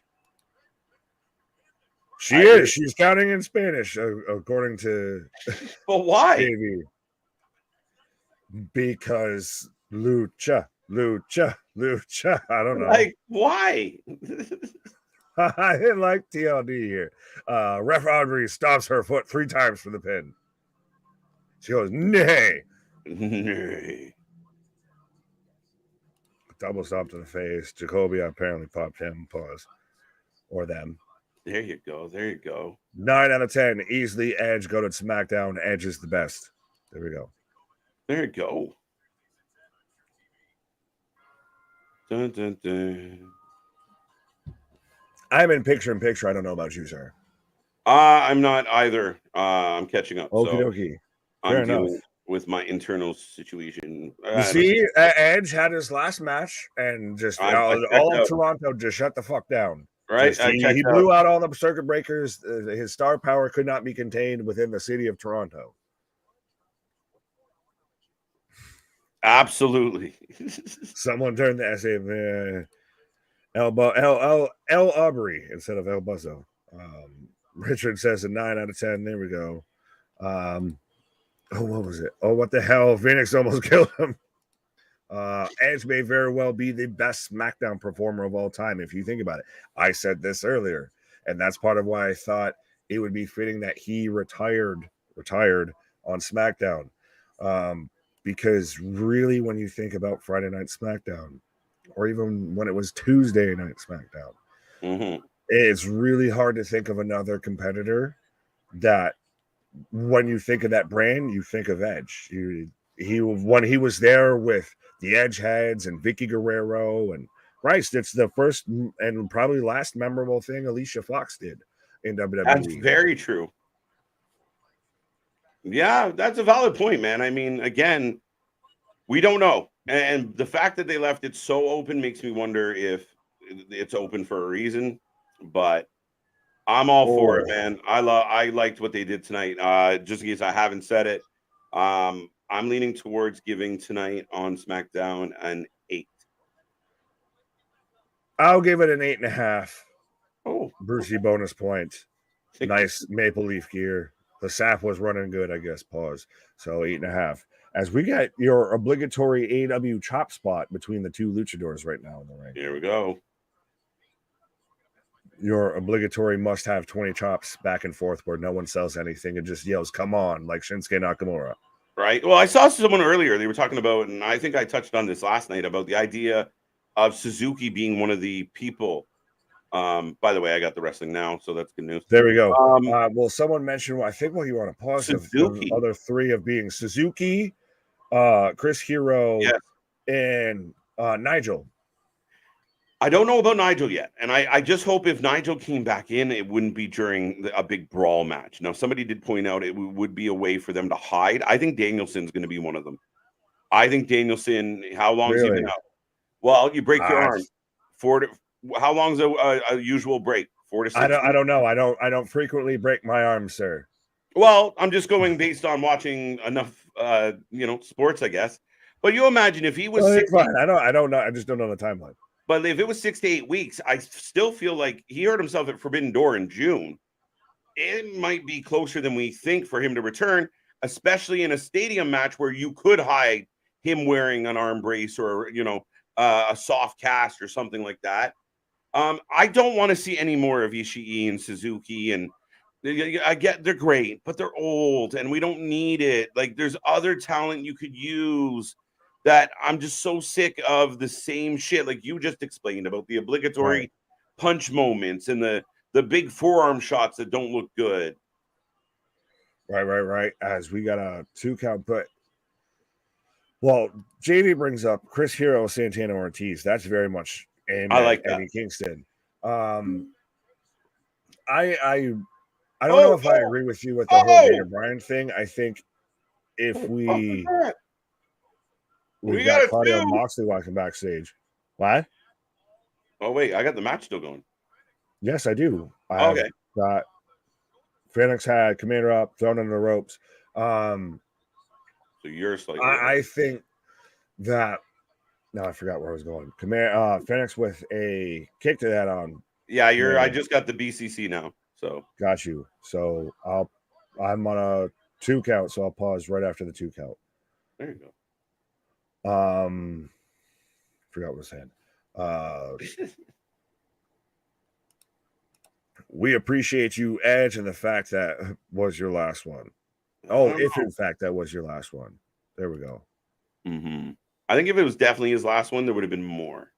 Oh, I know what I was going to say. Sorry, but yes, I do. Oh, Well, about the stadium stampede. I do think though that this could get away with it being a bit subtle and everything. Let me know again when you get to the end of the 2 count. End of the 2 count now. Okay. But I think if you have Nigel come back, going to that point, if you have Nigel come back, he has to win. You can't have Nigel come back in the UK and lose. No, that's the other part of it. Right. Oh, it's like the rumor about Grado and Jarrett. I'm like, I can tolerate that because of what you're doing for Grado, as long as it goes 3 minutes and Grado pancakes him and moves on. Yeah. Oh, crucifix bomb for a 2 count, or if for Aubrey, dos amigos, dos. Yeah. 8 out of 10. Good match to go out on. Very much so. Not wrong. I lost you, bro. What did I lose you on? That's fine because I lost my own point too. So we can be lost together. We'll find our way back. Don't worry. This match isn't that bad. No, it's not. No, not bad. Edge may very well got that one. I got my picture in picture right now. I got a replay right now. We're behind. I got both men down. Long match for Luchas. Okay. Yeah. Now I'm getting the replay right now. Little ripcord, spinning back heel kick. What do you think is next for Sheamus? I have no idea, man. The guy's just like furniture.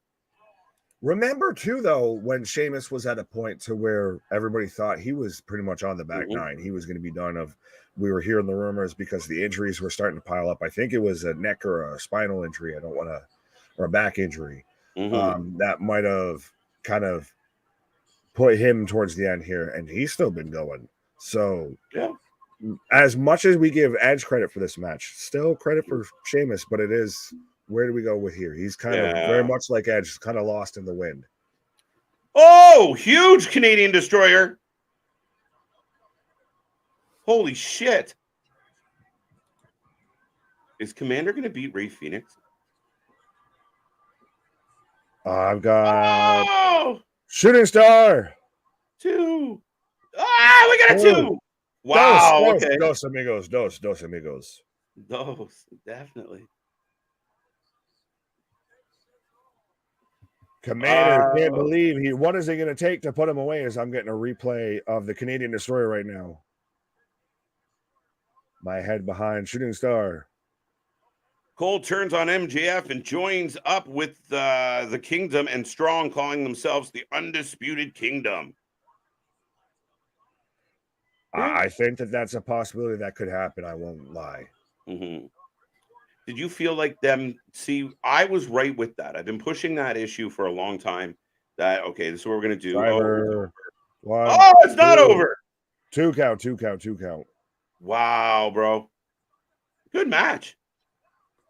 Good lucha match. Picked up on the back end here. We're now, by the way, almost 15 minutes into this match, by the way. It's true. Now, that's where I'm wondering, like, Cole threatens to do the super kick or flirts with the super kick on Wednesday. He's behind MJF. He's setting up the super kick. MJF turns around and he stands up, gives him a hug. To me, I'm wondering, okay, are they trying to make us think that it's going to be Cole and that MJF beats him to the punch and now it's over? Wow. Trace. We got Trace as Phoenix wins with the kind of small package driver a bit. Oh. He's giving Commander some love. Moxley out here looking like he's a fucking extra in like a cop movie. Think I can pick you up a little. Oh. On Raw, Edge comes for his final words. Then I hear voices. There you go. Okay. That could work. Interesting. Well, so he ends it in Quebec City? Maybe. No, he's not ending it because if Randy comes out, then we're going to continue when he'll end it at the pay-per-view. True say. As Britt out here with an all-in shirt.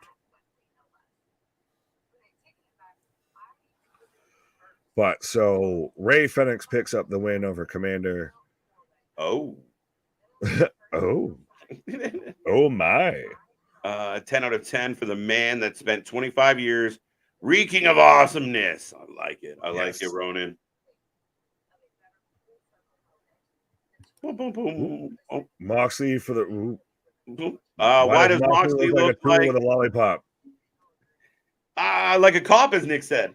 Well, no, now that you mentioned that, he looks like how most people kind of compare him to. He looks like he would be coming out from underneath your car. Like, yeah, it's going to need an oil change. And it's going to need a new transmission. Yeah, and they're still carrying this like three-way storyline, and then it ended up being like they just smashed them together.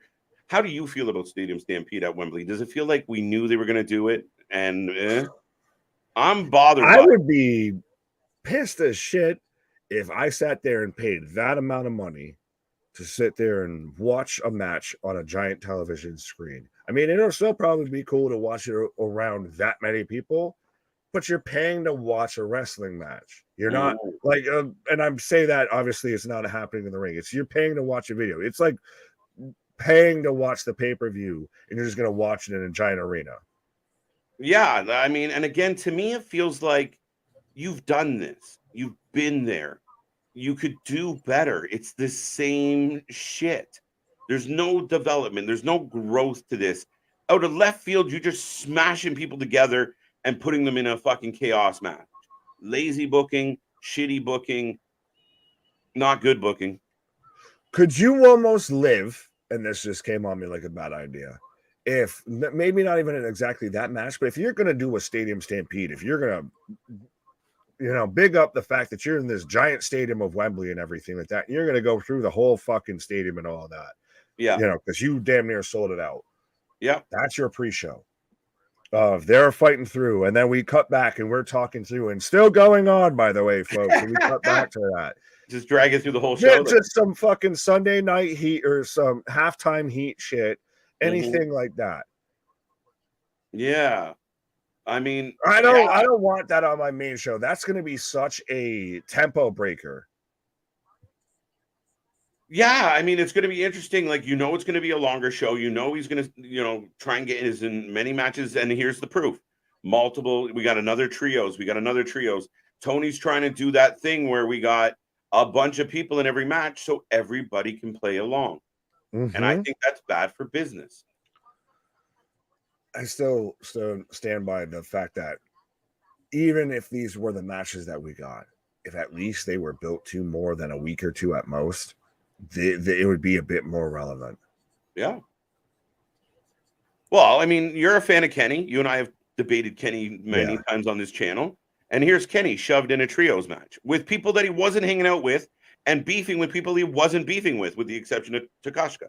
Right. Well, and everybody I've seen all these people of like, oh, well, well, why can't we have this and have this and this? And then when we get all of this, they're, well, why are you mad at it? Well, because there's no fucking story to it. There's no build to it. It's just we're getting everybody on the goddamn Cardiff. So there's nothing that differentiates it from every other multi-man match that we're getting on. Like we were just talking about a Stadium Stampede match. So you can't have a singles match with Kenny to be a differentiator of Kenny Omega versus Takeshita in a singles match. I think, and give that some time, goes over way better than a multi-man match. That's exactly what I said, Nick. It would be a beautiful chance to highlight a young and up-and-coming superstar in your organization taking on a veteran in Kenny Omega, having a barn burner in front of 90,000 people. How great would that be for Takeshita? That's a star-making moment. Yeah. That's a feather in your cap. That's 100% that, and especially if he were, say, to go over we had Kenny with his sit down with JR, and maybe we're, at least selling, we're towards the back nine here and everything, and maybe, the up-and-comer, the young whippersnapper gets one over on the best bout machine, Kenny Omega. QT is better in Triple Mania than he will ever be in the Latin American Championship. Dude, remember when we watched Triple Mania the last time and he was out there with fucking Penta and everything and throwing the ambulance match? Yeah, that was actually good. We've got Johnny TV out here just getting all of the noise complaints filed against him. Is this the road rage Is this the road rage situation for with Cash here of Johnny TV was parked in front of him and he just wouldn't get the fuck out the way? Right. Ethan Page is coming out. Interesting. Is Ethan Page got a match? You don't say. You don't say. You don't say. Right. What the fuck? We got the Street Profits on WWE coming out in the way they came out, and now we've got, I guess, the Alleyway Apostles, or one half of them coming out right now in a cowboy hat, Cisco gyrating. I don't know about this Brother Zay thing. I remember when Private Party was like, oh, how hurt is the right? What the fuck happened to the other half? Like, what happened to the private part of the party? He's gone fully private. He's blocked everybody. Yeah, like, did he like lose his leg? What is up with that? Like I said, he went fully private. I feel like he's been injured for 14 months, Nick. Tony just keeps trying to book him, but he just keeps coming back a new number. Who this? Right. Oh yeah, that's right. Interesting. As we're getting, it's Aussie Open versus Ethan Page and Private Party. Or half a party, or solo party. Red Solo Cup. That's good. Got half a party. Got half a party. So we've got Aussie Open versus. Is it like Hardy Enterprises or whatever? I don't know what they're called anymore. Big Bucks Matt or whatever. The deletion squad. I have no idea. AEW's oddities now because no one knows what the fuck the hell's to call. Right. You made Victor laugh. I try. KJ, you was right. This can be work because Edge is on SmackDown Lowdown tomorrow. Wink, wink, nudge, nudge. Could be.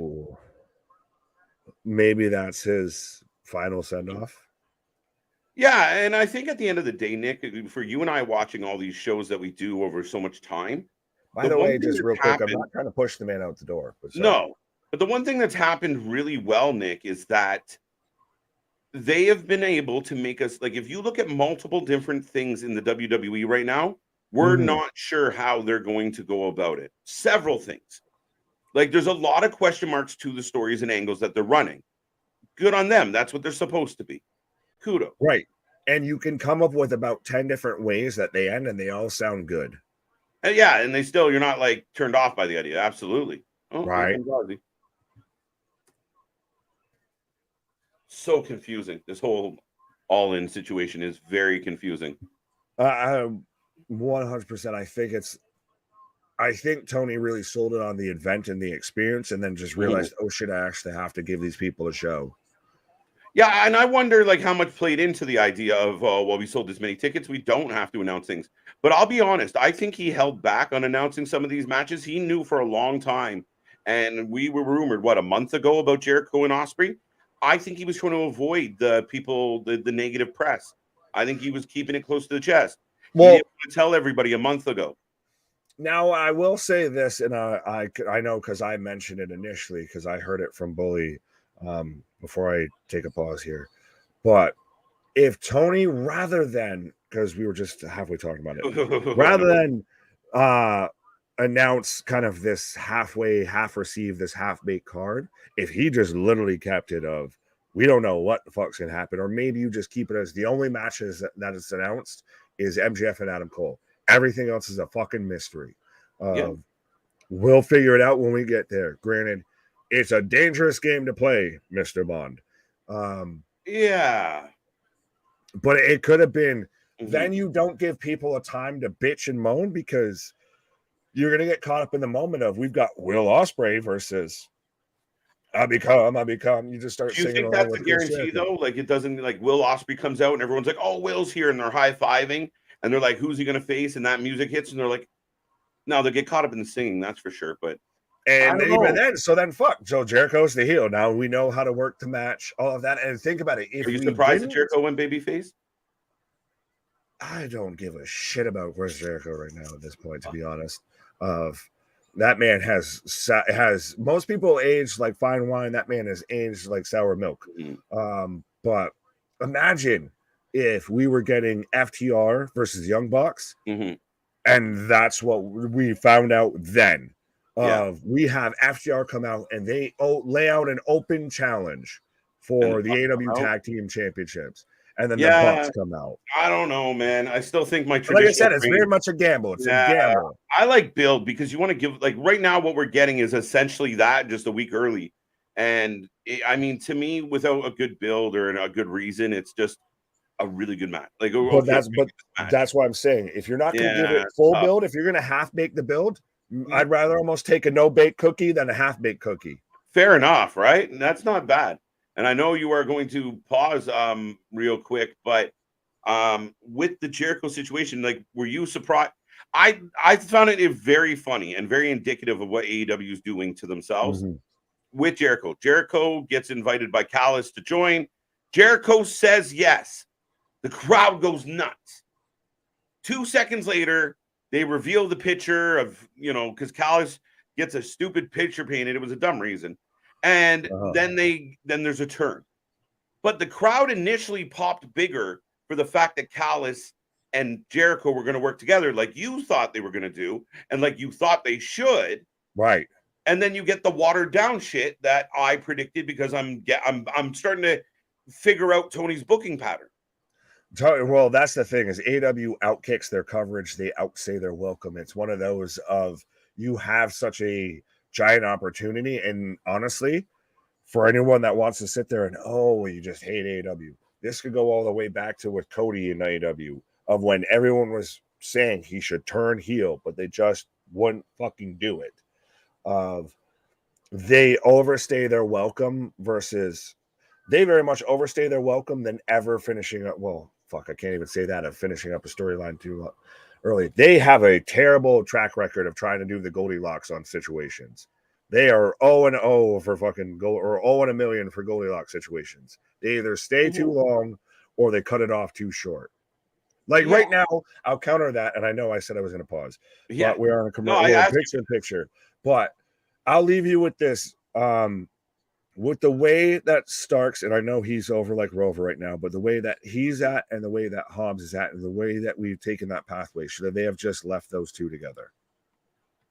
Yeah, they should 100%. And I mean, I think there's been some issues like that. And I mean, kind of where you're kind of setting that up, Nick, is why not leave them together? You even look at what happened with Jungle Boy and you look at where Christian and Luchasaurus is now. If you would have just turned them all as a group together, Jungle Boy would be getting over better. Christian's still doing his thing. You eventually get to have a feud that works out. But, they're so close in proximity, it shows a lack of proper planning because you wouldn't have Jungle Boy stay face to go against heel Christian to then himself turn heel, but weeks later. Hobbs, Starks could have stayed together and made a lot happen together. They could have been a good tag team. They could have just continued to work together and help each other out. But like I just kind of brought up with Nick, the same thing with Callis and Jericho. People went nuts when they hugged and he actually said yes, including me. Oh, God, this is horrible. But in a good way, the way you want your fans to react. And then because of people thinking they know, they decide to go, no, Osprey's going to come out, take the heel stance with Callis. We're going to beat up Jericho and we'll get some babyface sympathy on Jericho. And people don't like that as much as the idea of booing them together. So you had the right recipe. You had all the ingredients and you fucked up the cook. And that's what I've been saying for months on this channel was Tony Khan's got all the pieces, all the parts, some assembly required, and he just hasn't found a way from start to finish assemble something the best way possible. I think he's struggled to do that. We'll see. But that's not my take on it. Oh, by the way, we're back to the action as Ethan Page in control of Kyle Fletcher.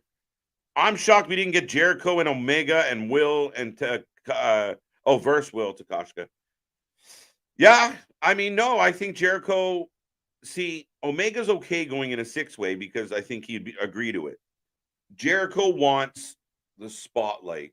Why do you think right before All In, Jericho got rid of all his sidekicks? Why do you think that is? It's not because, oh, the story and no, Jericho was pushing himself, baby, which he has, which he thought he was, but I don't think people care enough to get him there. And you guys can let me know if you follow along with my thought process here. But he wants to stand in that ring alone and out in Wembley and have 90,000 people sing to him. He doesn't want the kids around. He doesn't want the JAS around. He doesn't want to be in a 6-man. No, he wants the spotlight against one of the best wrestlers in the entire world when that person could be fighting someone better. And there's a list of about 40 to 50 people that would be a better opponent for Will Ospreay in 2023. No offense, Jericho, or maybe lots of offense. I don't give a fuck. At the end of the day, you're not who you were. At the end of the day, you're not who you used to be. Just understand that and put yourself in good situations so the fans don't start to loathe you, so the fans don't turn on you. And yes, there's a pocket of fans that won't turn on you ever because you're one of the guys that made AEW happen, but you're hurting the business. He's hurting the company. And as a fan, he's pissing me the fuck off because he won't get out of the way. He won't. And it sucks. Sucks. Did I mention it sucks? Jericho has aged like cheap wine. It's not necessarily bad for you, but it ain't going to taste good. Pause. Yeah. And again, I think there's a method to what you could do with Jericho, guys. I'm not just saying Jericho should go away and we never see him again. I love Jericho once upon a time.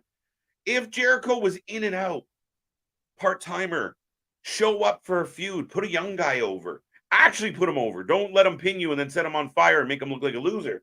Literally let people go over. Or there, every once in a while, you get in a heated legendary rivalry. You're going to take on Christian because you guys have old beef.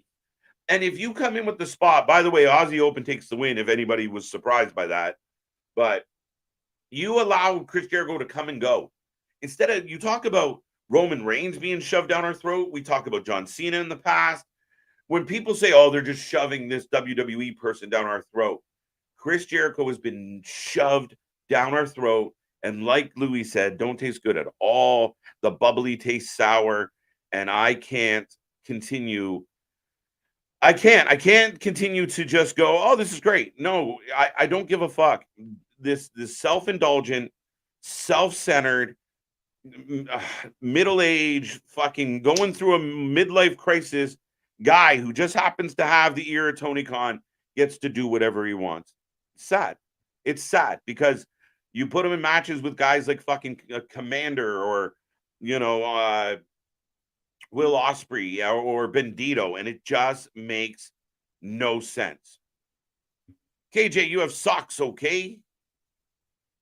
Okay. I do have socks. Maybe Omega is a tag because he's not 100%, but still draw in UK. Boo Earns unbroken. Boo Earns. He can wrestle. He's fine.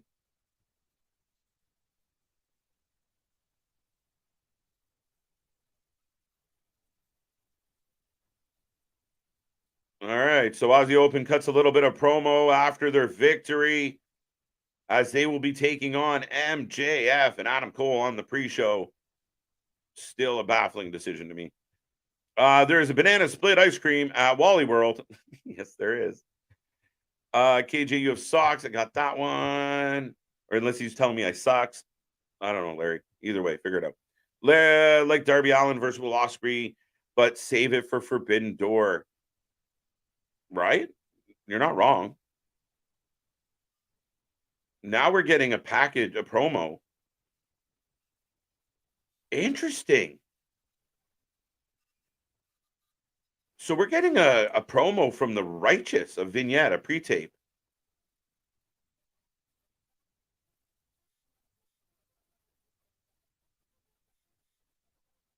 There you go. There you go.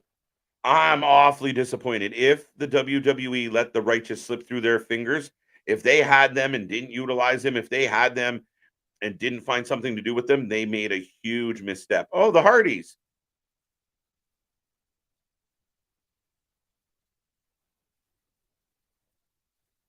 What the hell? What the fuck? All right, sorry. I'm taking in Jeff Hardy and Matt Hardy right now.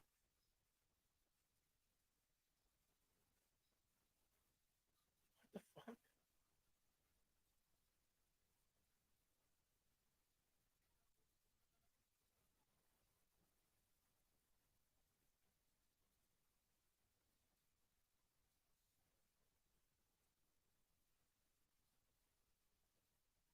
Okay.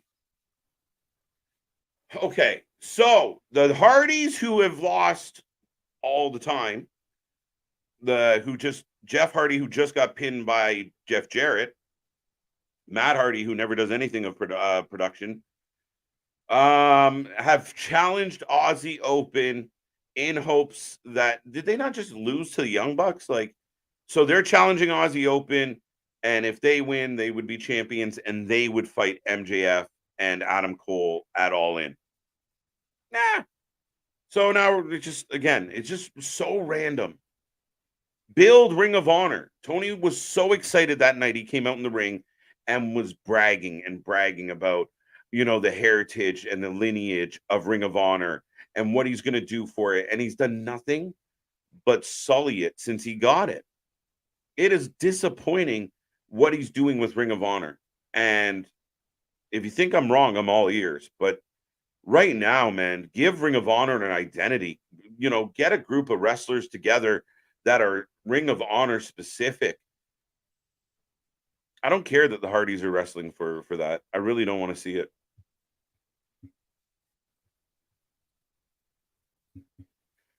Love that. I don't know. We got Jericho has aged like milk. Just ogres are like onions. End of story. Bye-bye. See you later. Speaking of ogres, what? There you go. Yeah. Well, I was going to say, speaking of aging like milk, things you don't want to see, I was going to say, well, he had a wasted opportunity with Jeff Hardy that Tony's very much soured on as well. Remember when it was a huge deal that he showed up in AEW and now you did nothing going after the Ring of Honor World Tag Team titles. Imagine they win and that is the matchup they sell for the it's gonna happen, bro. Fuck it. Shut the fuck up. You think Aussie Open's gonna get bumped? I hope not. I hope not, because I think Aussie Open with Ospreay, but wouldn't it be a fucking thing to do? Oh, that would be fucking brilliant. Dude, you get the Hardy Boys entrance at Wembley, or we get a triple threat. That's on three-way dance. You get the Hardy Boys entrance in Wembley. 100%. Tony just woke up, took a good old sniff of that good morning, and just realized, wait, I have Jeff Hardy and Matt Hardy on my roster, and Edge just had his last match in WWE. Allegedly, supposedly, accusationally. Right. So why don't I plant that little bit of a seed that maybe he shows, or I at least sniff that nostalgia, and I've got the Hardy's entrance at Wembley. Yeah, sorry. Sammy Guevara just picked up a win, so over local enhancement talent. Yeah. I believe it was John Cruz or something Cruz, not Tom Cruise. I'd be pissed if I was Aussie Open. I'd be pissed if I was Will Ospreay getting Chris Jericho, but I'm not Will Ospreay. Apparently, like you said, he wanted it. I don't care. I think that's where you need a boss. You need a Vince sometimes McMahon. You need to protect people from themselves. Yeah, like, okay, that sounds wonderful. You want to do that, but you're not going to do it. Sorry. Right. We're getting I'm getting a Nyla Rose video package. Again, I don't know why.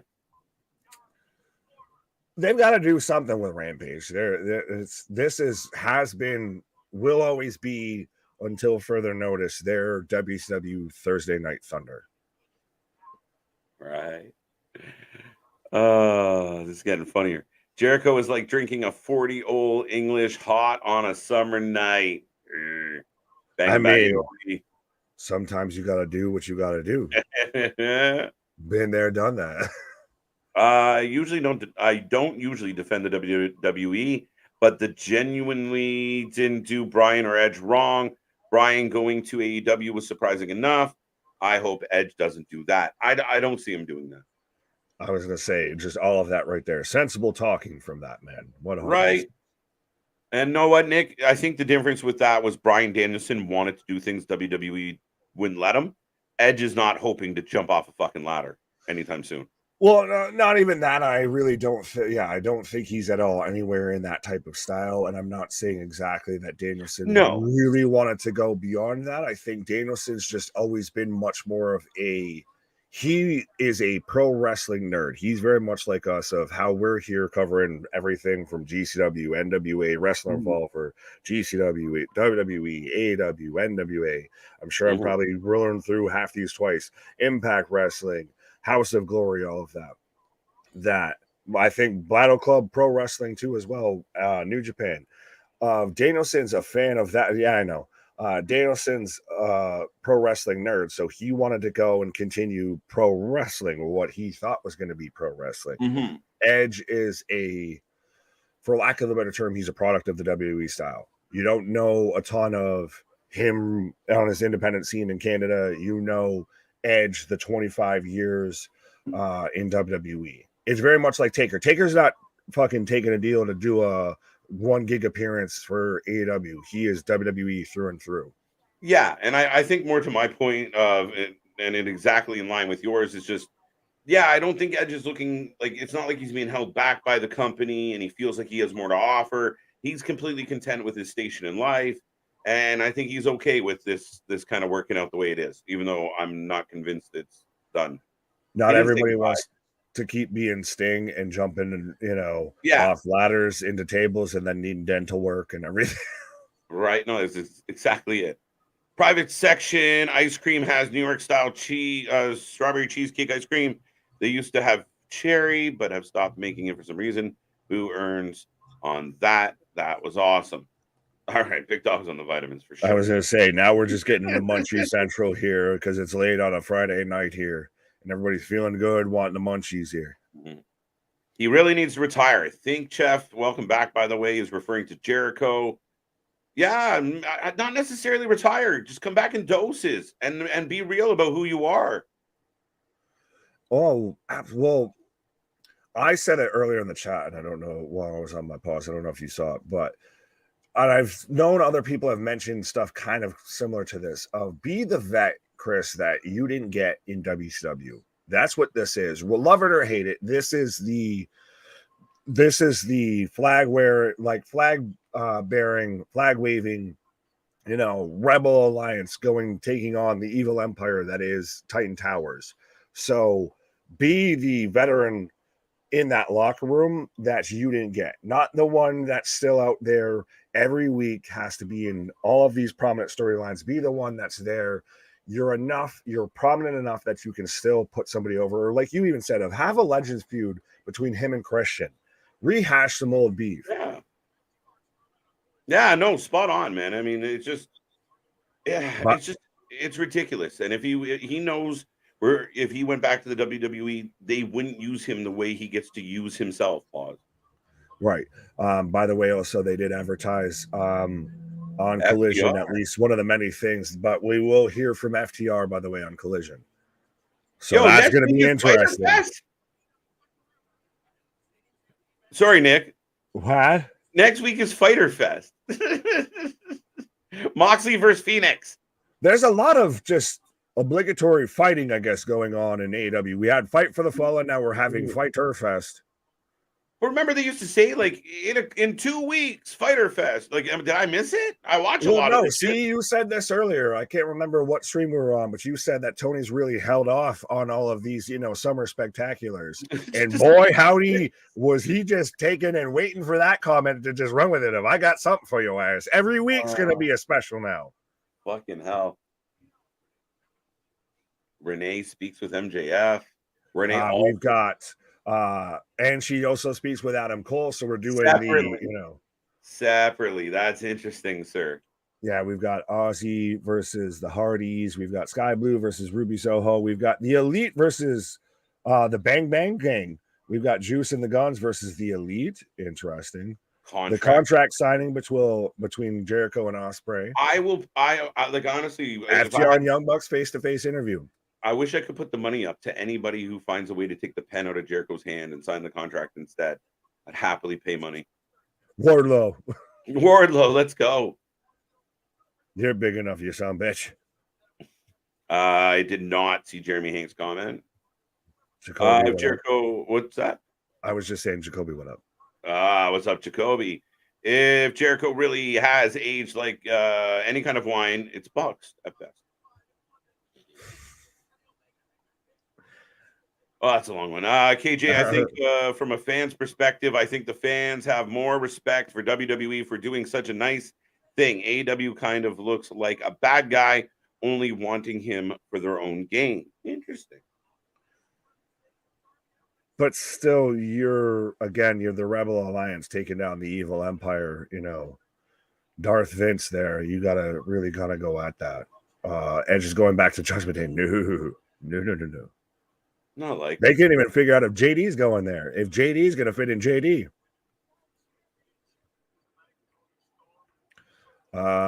AB says, KJ and Nick, did you think Adam Cole would go to AEW? Yes.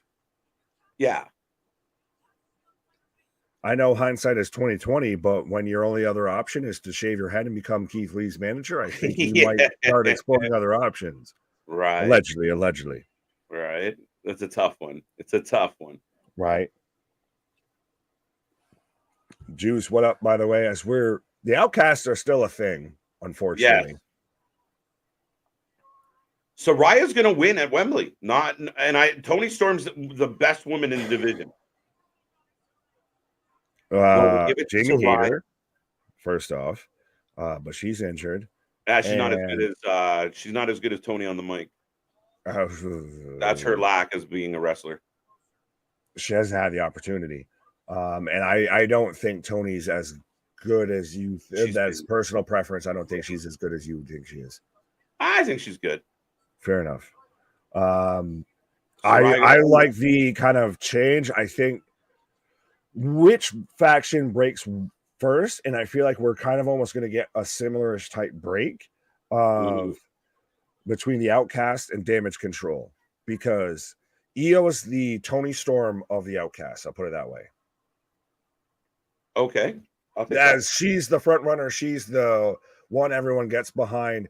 Ruby's a little bit the Dakota of there's a groundswell, but she can't ever stay off the bench long enough to make it work. Bailey, I don't know if I want to compare her to Saraya, because Saraya gets some interesting heat, but I think she's the veteran that could eventually turn and be the cause. Like, if you think she wins at Wembley, she's got to turn. Yeah, well, no, she's not really, because she's winning a fatal 4-way, so she could pin one of the other girls and not create a turn at all. It's gonna build tension. It builds tension, and keep in mind, Toni Storm's already coming into a completely different character. She's getting solo promos, which are phenomenal. Heard a lot of people giving her high praise for that, and she's not like, she's slowly coming out in robes and slightly looking different at times. It'll be very interesting. Australian Marilyn Monroe vibes here. Yeah. But we've got Hikaru Shida versus Sky Blue. So we've got Shida and Sky versus Ruby and Storm. Who are you taking, sir? I'm guessing Shida's gonna win. Shida and so you're going Team Babyface? I'll go Team Babyface. Yeah. You're going Team Babyface? Yeah, I still think Shida ultimately wins the Fatal 4-Way, if I'm being honest. Really? Prediction. And she just got the fucking championship. I'm already upset that the champion had to qualify to be in a Fatal 4-Way for the fucking championship. But I'm mad they took the belt off Toni going into All In instead of just running a story where somebody to me, the reason Toni had the belt was because of the Hater thing. They booked themselves into a corner of, it was Hater should have been involved. Hater should have been involved at All In. Honestly, I'm surprised that Hater or Stats not on the card. Obviously, Hater's on the sidelines, but I think the injury to Hater's what kind of threw a monkey wrench in their plans. They've kind of had to audible it, and Toni sucks at audibling. Well, that's it. So you audible and Toni wins it, but I think Toni was because how Tony feels about the Outcast, and again, I think a lot of his booking is personal feelings, and how Soraya is a superstar, and I think the hater was going to lose anyway. So they get the belt off her quick time, and they kind of blow up the DMD storyline, and then you have no reason to give it to. You gave the belt to Sheeta 2 weeks before the fucking big show. Like, why not just give it to Sheeta 5 weeks ago and not Tony? Like, that's where I'm like, Sheeta was involved in that whole bullshit. So give it to Sheeta then, and then build for 5 weeks instead of giving it to Sheeta now and building for 2. I think they thought that maybe Hater could have pulled it out there. Maybe that would be it. That would be my. Again, you're trying to make excuses for shitty booking, and sometimes it's just not possible. No, I don't get it. I don't understand the mindset behind it. Okay, so Jamie Hayter's hurt. Fuck, who's going to take the belt off Jamie? Okay, we'll give it to Tony. All right. What are we going to do? Well, let's build a match to All In. Great. But instead of that, it's, oh, you know what? We're going to have her carry the belt for a few weeks, and then we'll just drop Sheeta in, and Sheeta will win it, and Sheeta will go into it. It's not, there's no plan. Like, well, we went smart. We went over this a while ago. It's their whole division's been a knee-jerk reaction. Let's admit that. It's nothing but another main event. Division. Juice, what up? It's crazy how NXT's hottest act, Undisputed Era, all ended up on AEW. Well, not all at the same time, unfortunately. And it's not surprising. It's not crazy. Yeah, it's not crazy on that, but I'm still finding it interesting that O'Reilly's still on the bench. Bobby Fish, last I knew, was in Impact. Allegedly, supposedly, might be an MLW. I don't know. I don't know where the fuck Roddy's probably joining the Kingdom, and Cole is paired up with MJF. Yeah, fair enough. They're talented. Adam Cole's talented. It's just no one's denying that. Yeah. It's just kind of hit a floor, or maybe he kind of hit a ceiling. I guess it would be the floor as he's trying to get out of the basement of NXT up into the main roster. And again, they didn't see that they could put little Adam Cole up against Big Bobby Lashley and such. And I was going to say, it depends on whether it's the floor or the ceiling, whether you're falling off the bed or whether you're picking yourself up off the floor. It depends on whether it's the floor or the ceiling. Right. But Rocco, breaking news, TK confirmed Big Show versus Mark Henry versus QT versus Jimmy King for the AAA title. I will rule you. Do it. Let's go. As he changed his avatar to Jimmy King. Oh, that's what he was subtly suggesting of we need to do Ready to Rumble watch along. We've been talking about it for a minute now. Right. Well, don't worry. Boston fell asleep during Rampage. It happens. Brandon saying, do you think JR needs to retire? No. I mean, the man's came down with more ailments than I can name, so. Yeah, I like them spot booking him. Like, he doesn't have to retire, but you can bring him out once in a while for a match or something. But maybe that's just, we need to just, how long do you keep doing the spot booking before we're good? We've got it. As long as he's the best one doing it in your company, yeah, I think you do it once in a while. Well, that's not a hard bar to climb over. And I say that as JR is the GOAT. JR is no, I agree. Yeah, no, I think as long as JR can give you a match, it's perfect. It's a nice pop when they do it. So Jordan stays in the league if he can give you a solid 5 minutes versus, if he wanted to, they'd let him do a full quarter. If he wanted to, they'd let him. Ask the Wizards. He owned the fucking team, right? So like when you have somebody of that caliber, if they want to do one match a month, it's still worth doing it. But he's very close. He's got cancer. He's had ups and downs. He fell recently and missed Collision's debut. Yeah, well, his ankle's all jacked up. This man, like I said, at times the ailments and the situations kind of stack up here a bit. Right. Yeah, I mean, we've seen some old commentators when they get to the end, like even in sports where they like start losing the play and such. You're like, hey, Bob. Respectfully. By the way, Damien says he's in picture right now. Yes, I am as Here well. he But is. respectfully, and I don't know if you'll fully get this reference, but I know U.S. viewers, especially those in big college football areas, will get this. Lee Corso on College Football Game Day. To me, that's JR doing AW commentary of the man's there and is so respectful of you still doing it. Let's go. But the Right. man's kind of, you gotta walk the dog here. Mm-hmm. Yeah, no, it's funny. But yeah, man. Listen, I love JR, and I think that's part of it. But I like when they bring him in for like the main event, and because he still sells it better than so many. Like it's crazy. But he is at that point of like at some point it's cruel and unusual to keep bringing him out. It's you feel bad for the man. And I think if this man wasn't falling into doorknobs and off of slippery fucking steps and everything, I wouldn't feel quite as bad if he was Yeah, showing up true. healthy and at least a 75%, maybe not even 100. You don't feel as bad if he's showing up there at like 10-15. You're like, all right, Jim, maybe call out today.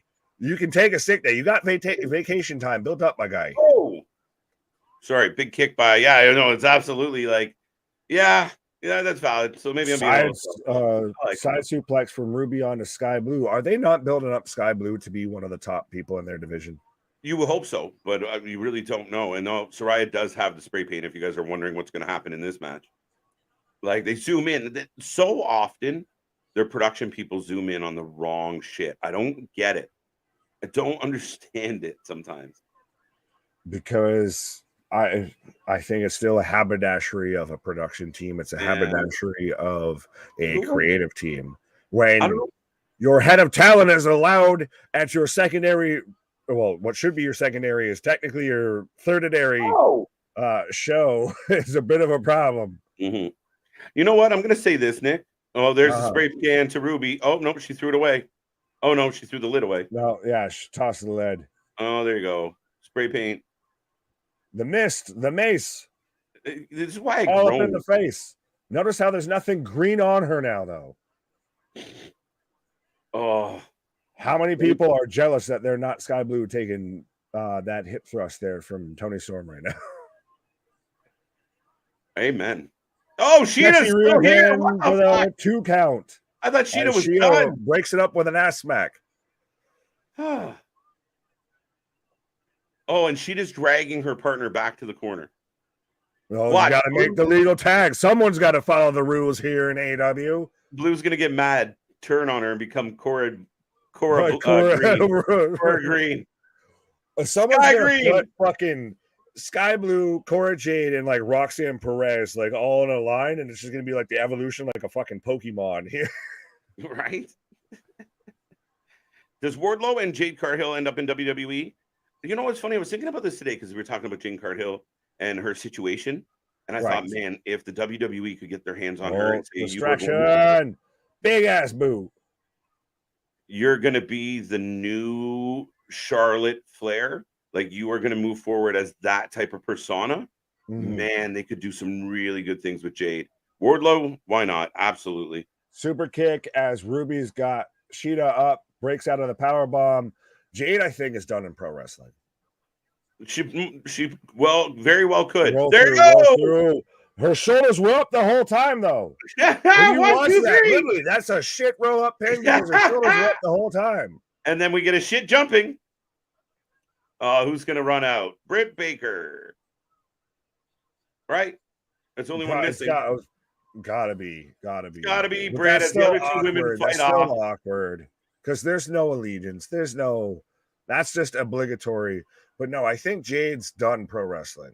If she does WWE, she's a special attraction, and WWE normally tends to suck with that. She'd be like an Awesome Kong or anything. No, they kind of Well, no, they suck at capitalizing on somebody that's a powerhouse but doesn't have any sort of mic skills, any sort of charismatic personality, especially in the women's division. The closest you get to that is Beth Phoenix, and Beth Phoenix had more in-ring skill. Britt's out. Yeah, Britt's out. We were waiting for this. So know what's funny? Every single match on Wednesday had a fight after, with one exception. the women's match. There was no aftermath. There was no brawl after. They saved that for Friday. Yeah, because we've got specifically the 4 women in the Fatal 4-Way. And the other women are gone. All in, fighting it out right now as we've got to get the ultimate security. And we're going the WCW route of the bell keeps ringing. Yeah, I got the words out. Wardlow, I think, is a better fit in WWE. He could do... Christ, you put him and Braun as a tag team? Shit. Yeah. Wardlow's a guy who could still handle, I think, a run through NXT. Jade's not going to NXT. You don't bring Jade Cargill in. And it's not that she doesn't need it. I think her personality won't allow it. Her personality might not allow it. That's where I agree with you.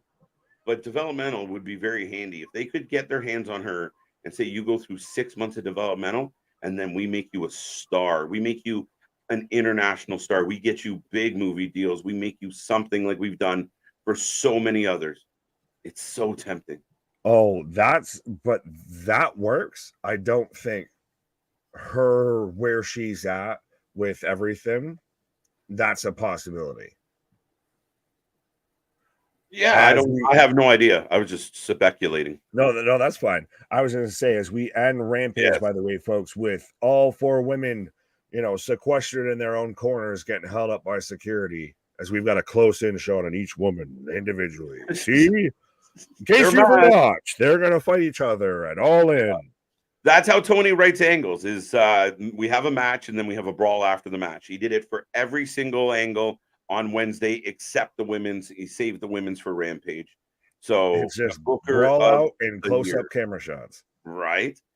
Without WWE, he wouldn't have met his wife. I think you're referring to Edge or a bunch of other people. Yeah. Who? What? I don't know. I think I'm way behind. There we go. All right, catching up. Now, folks, we will take your rating out of 10. Bobby's got an 8 out of 10 for Rampage. He really liked it. 4 out of 10. Damien did not. But that's the leader of the Hopium tribe out there giving this a 4 out of 10. So that's a situation. You know what? I mean, I'll be honest. In the depth of Rampage, I thought the first 2 matches were good matches, and I thought the last match was decent. I didn't like the bullshit because, again, it's just not good. And Saraya doesn't even look good in these brawls, so I'm concerned. It's just, it's a meh. Lots of mid. It's a very. It's just another one of those it's enough to get you to the next stop. It's like, it's rather than filling up your gas tank, you just give you enough to get you to the next gas station. That's what this fucking shit is. Right? Yeah. No, I definitely think that's a funny way to put it. Yeah, tell me I'm wrong. If this is, we've still got what?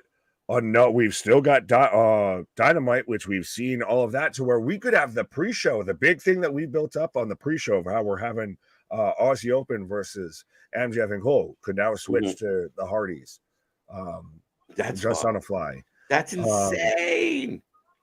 The fact is that you believe it could happen is even more insane, because when the fuck would you believe that would happen with a WWE pay-per-view? Well, and that's where all my predictions have been lately is, okay, I know what I like or what I think should happen. Now, this is what I think Tony's going to do. And I think I'm getting good at reading Tony's choices, because, I mean, he just keeps giving you exactly what you expect him to give you. Like, if I was a complete fucking mark and I wanted this to happen. This is saying you're not. Oh, I booked this. Well, yeah, in my own regard. Right? And that's what it is. It's so funny. And I don't know, but this is a very interesting question. I think you and I talked about earlier. KJ and Nick, do you think Tony Khan takes the title off FTR and has the Young Bucks win because of the rumors of Cash Wheeler? Well, it's not a rumor. Yeah, it's not a rumor. It's not a rumor. It's not a rumor. It's not a rumor.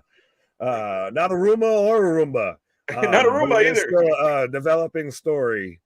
I initially gut reaction thought, well, and I know you're already there, but I thought initially gut reaction, Bucks go over. Yeah. At this point, Bucks go over with that. playing to their ego and trying to pass off an image, especially with everything that's been coming out with CM Punk of so-and-so is not allowed at a collision, so-and-so getting turned away here, issue with so-and-so about this, shooty kind of after the show promo towards Hangman. Yeah. It would be only befitting that the Young Bucks then take the angle of, you can have that. That even what I'm mad at. I'll look like I'm the one that's going to really do business, so it looks like he's even more sour grapes. That's valid. It's very interesting. It's such a fucking Game of Thrones way to book a wrestling show. Right. It's one of those of, when the fuck have you ever had to think about this type of way of it? We're playing fucking 4D chess, apparently, when it comes to booking a wrestling show right now. And that's not because it's that fucking convoluted. It's because it's that dramatic and that fucking personality and drama driven. Like, are we booking a show for 90,000 people?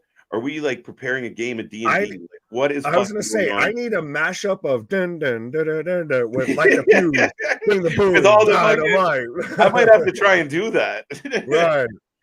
Right. Yeah. Listen, honestly, to anybody with ears right now, I thought the minute they signed this that the Bucks would only agree to it if they were going to go over. Friends, countrymen, smart marks, lend me your ears. That's gross. You know what? Sad is when your women look tougher and bigger than your security staff. Amen. I mean, I can't front. Jade Cargill probably make me look like a bitch. So I can't even, you can have that. That ain't even what I'm mad at. 4 out of 10, 8 out of 10. Just goes to show you why Collision is so much better than Dynamite and Rampage combined shit show. Valid. 7 out of 10. Tell me when I'm telling lies. Right. 6 out of 10 says Vance. I was bored with Rampage. 5 out of 5. 4 out of 10. 4 out of 10 ambience. I didn't even catch that. There you go. Yeah. See you tomorrow. This man's already sounding upset about Collision. I'm just kidding. I'm happy for Collision. Collision is normally, damn you, Tony Khan, for cursing us with a Saturday Night Delight. But still, at the same time, if you would have had SmackDown followed by Collision, that's the best night of pro wrestling right there. That cool. You can't top that. Friday Night SmackDown's been the blossoming rose there for WWE, and Collision's been the diamond in the rough there. There we go. I got there. Yeah. No, you know what? If I in a beautiful, perfect world, if you were Punk or somebody involved with Collision, and you could convince Tony, hey, Tony, give us 3 months on Wednesdays. Just give us 3 months on Wednesdays doing Collision style wrestling. Let us do our own way. None of the fucking box jumpers. They can all go to Saturday. We're going to just give us 3 months. I guarantee you the ratings on Wednesdays would be much larger than we're consistently getting on Wednesdays right now. Oh, absolutely. 100%. You get your Saturday Night Superstars. You get your Saturday Night Flip-de-doos. Is it Aruba? It's not a Tuma. It's not a Roomba. It's not a Roomba. I don't know. Yeah, get to the chopper. Yeah, do it. Listen to me. You need to hit that like, share, subscribe. Yeah, do it. Listen to me. Yeah. I would love to see Bullet Club go walk away with both titles. Well, they're not up for both titles. I don't know. My motto? What's the motto with you? What's the motto?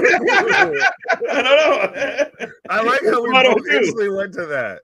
Yeah, like the motto with you? I don't know, JV. SmackDown was good for not fully showing the bloodline and showcasing other superstars, and the build up for 25 years Edge main eventing tonight was really good.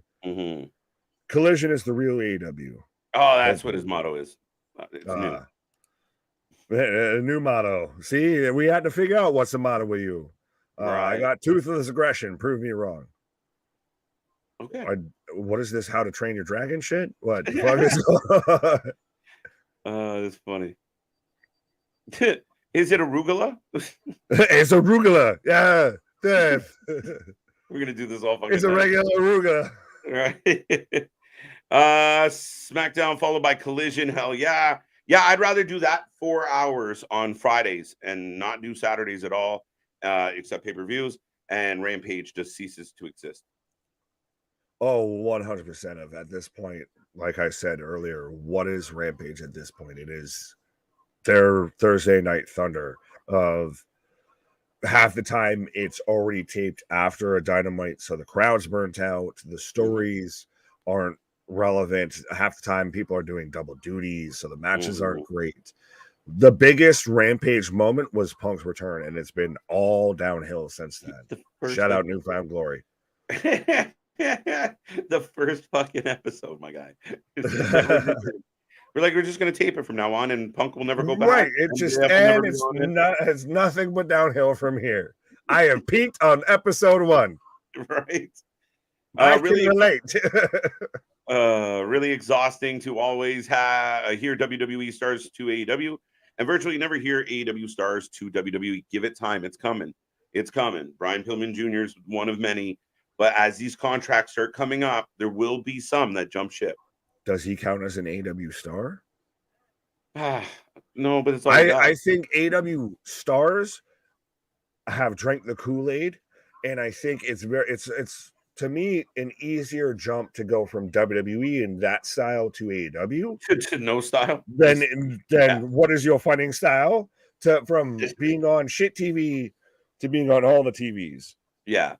No, I do agree with you. There's, I think, a bigger challenge. And again, I think the AEW starts with that much freedom jumping to a system. But I do believe there are people who will have their contracts expire and they will transition to WWE.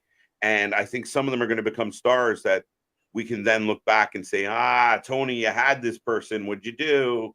I think there will be some of those. Fair enough. I do still think that it does take a bit of those people that are coming from AEW to WWE, minus a guy like a Cody Rhodes, which that's an anomaly, are going to have to take the bitter pill. Oh yeah, and realize you're going to go on developmental.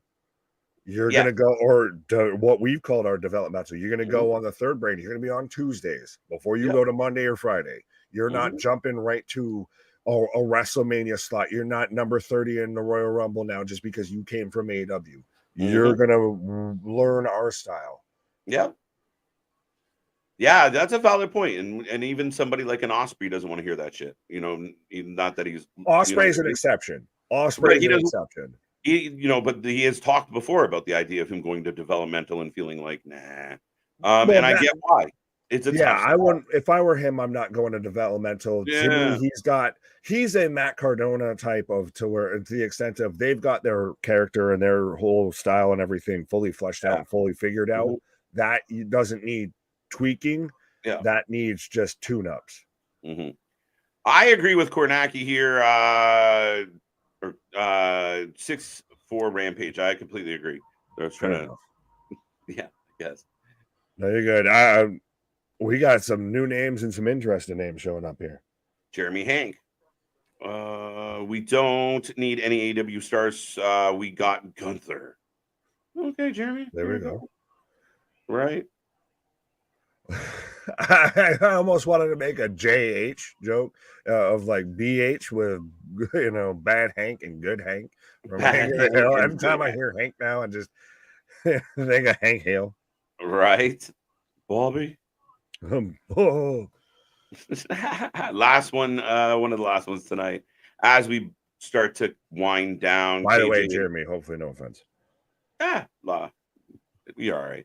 Yeah. KJ and Nick, I've heard that Edge was offered a world title when he returned, but some said that it's the opposite, and Edge made sure he doesn't get one. I don't know what to believe. We'll never know for sure, guys. Well, truthfully, I guess last talking point here, or as we've got a few comments rolling in, but so last big talking point, I guess.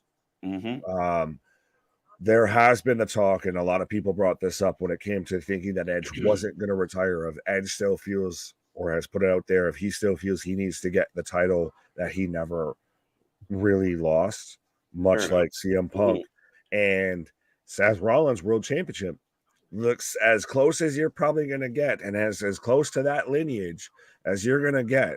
So, and they do have history. So if there is a olive branch of hope for Edge to really, truly extend this out and goes out on his shield, Edge versus Seth Rollins in Philadelphia, do we get there? Do we get it to a Royal Rumble? Do we get it to a Survivor Series?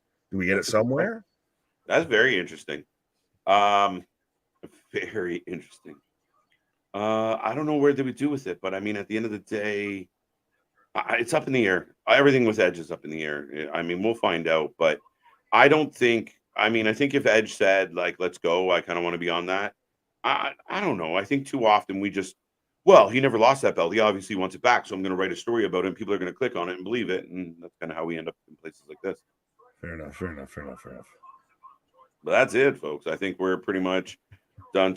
Sky Blues at 10. How would I know they? Wait. So in honor, because I've got the Space Needle behind us, and we've got Edge out here with Space the Needle and everything like that.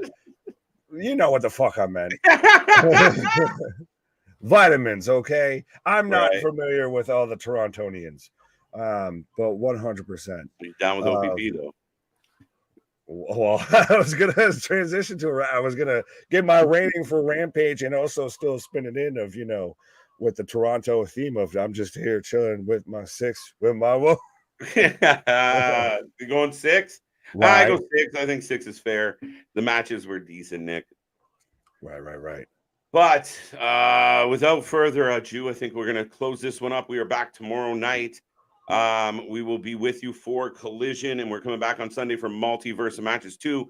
Impact in New Japan. It's going to be a fun one. Tonight was a big show. We don't know what it all means, folks, but check out all our links. We're constantly posting.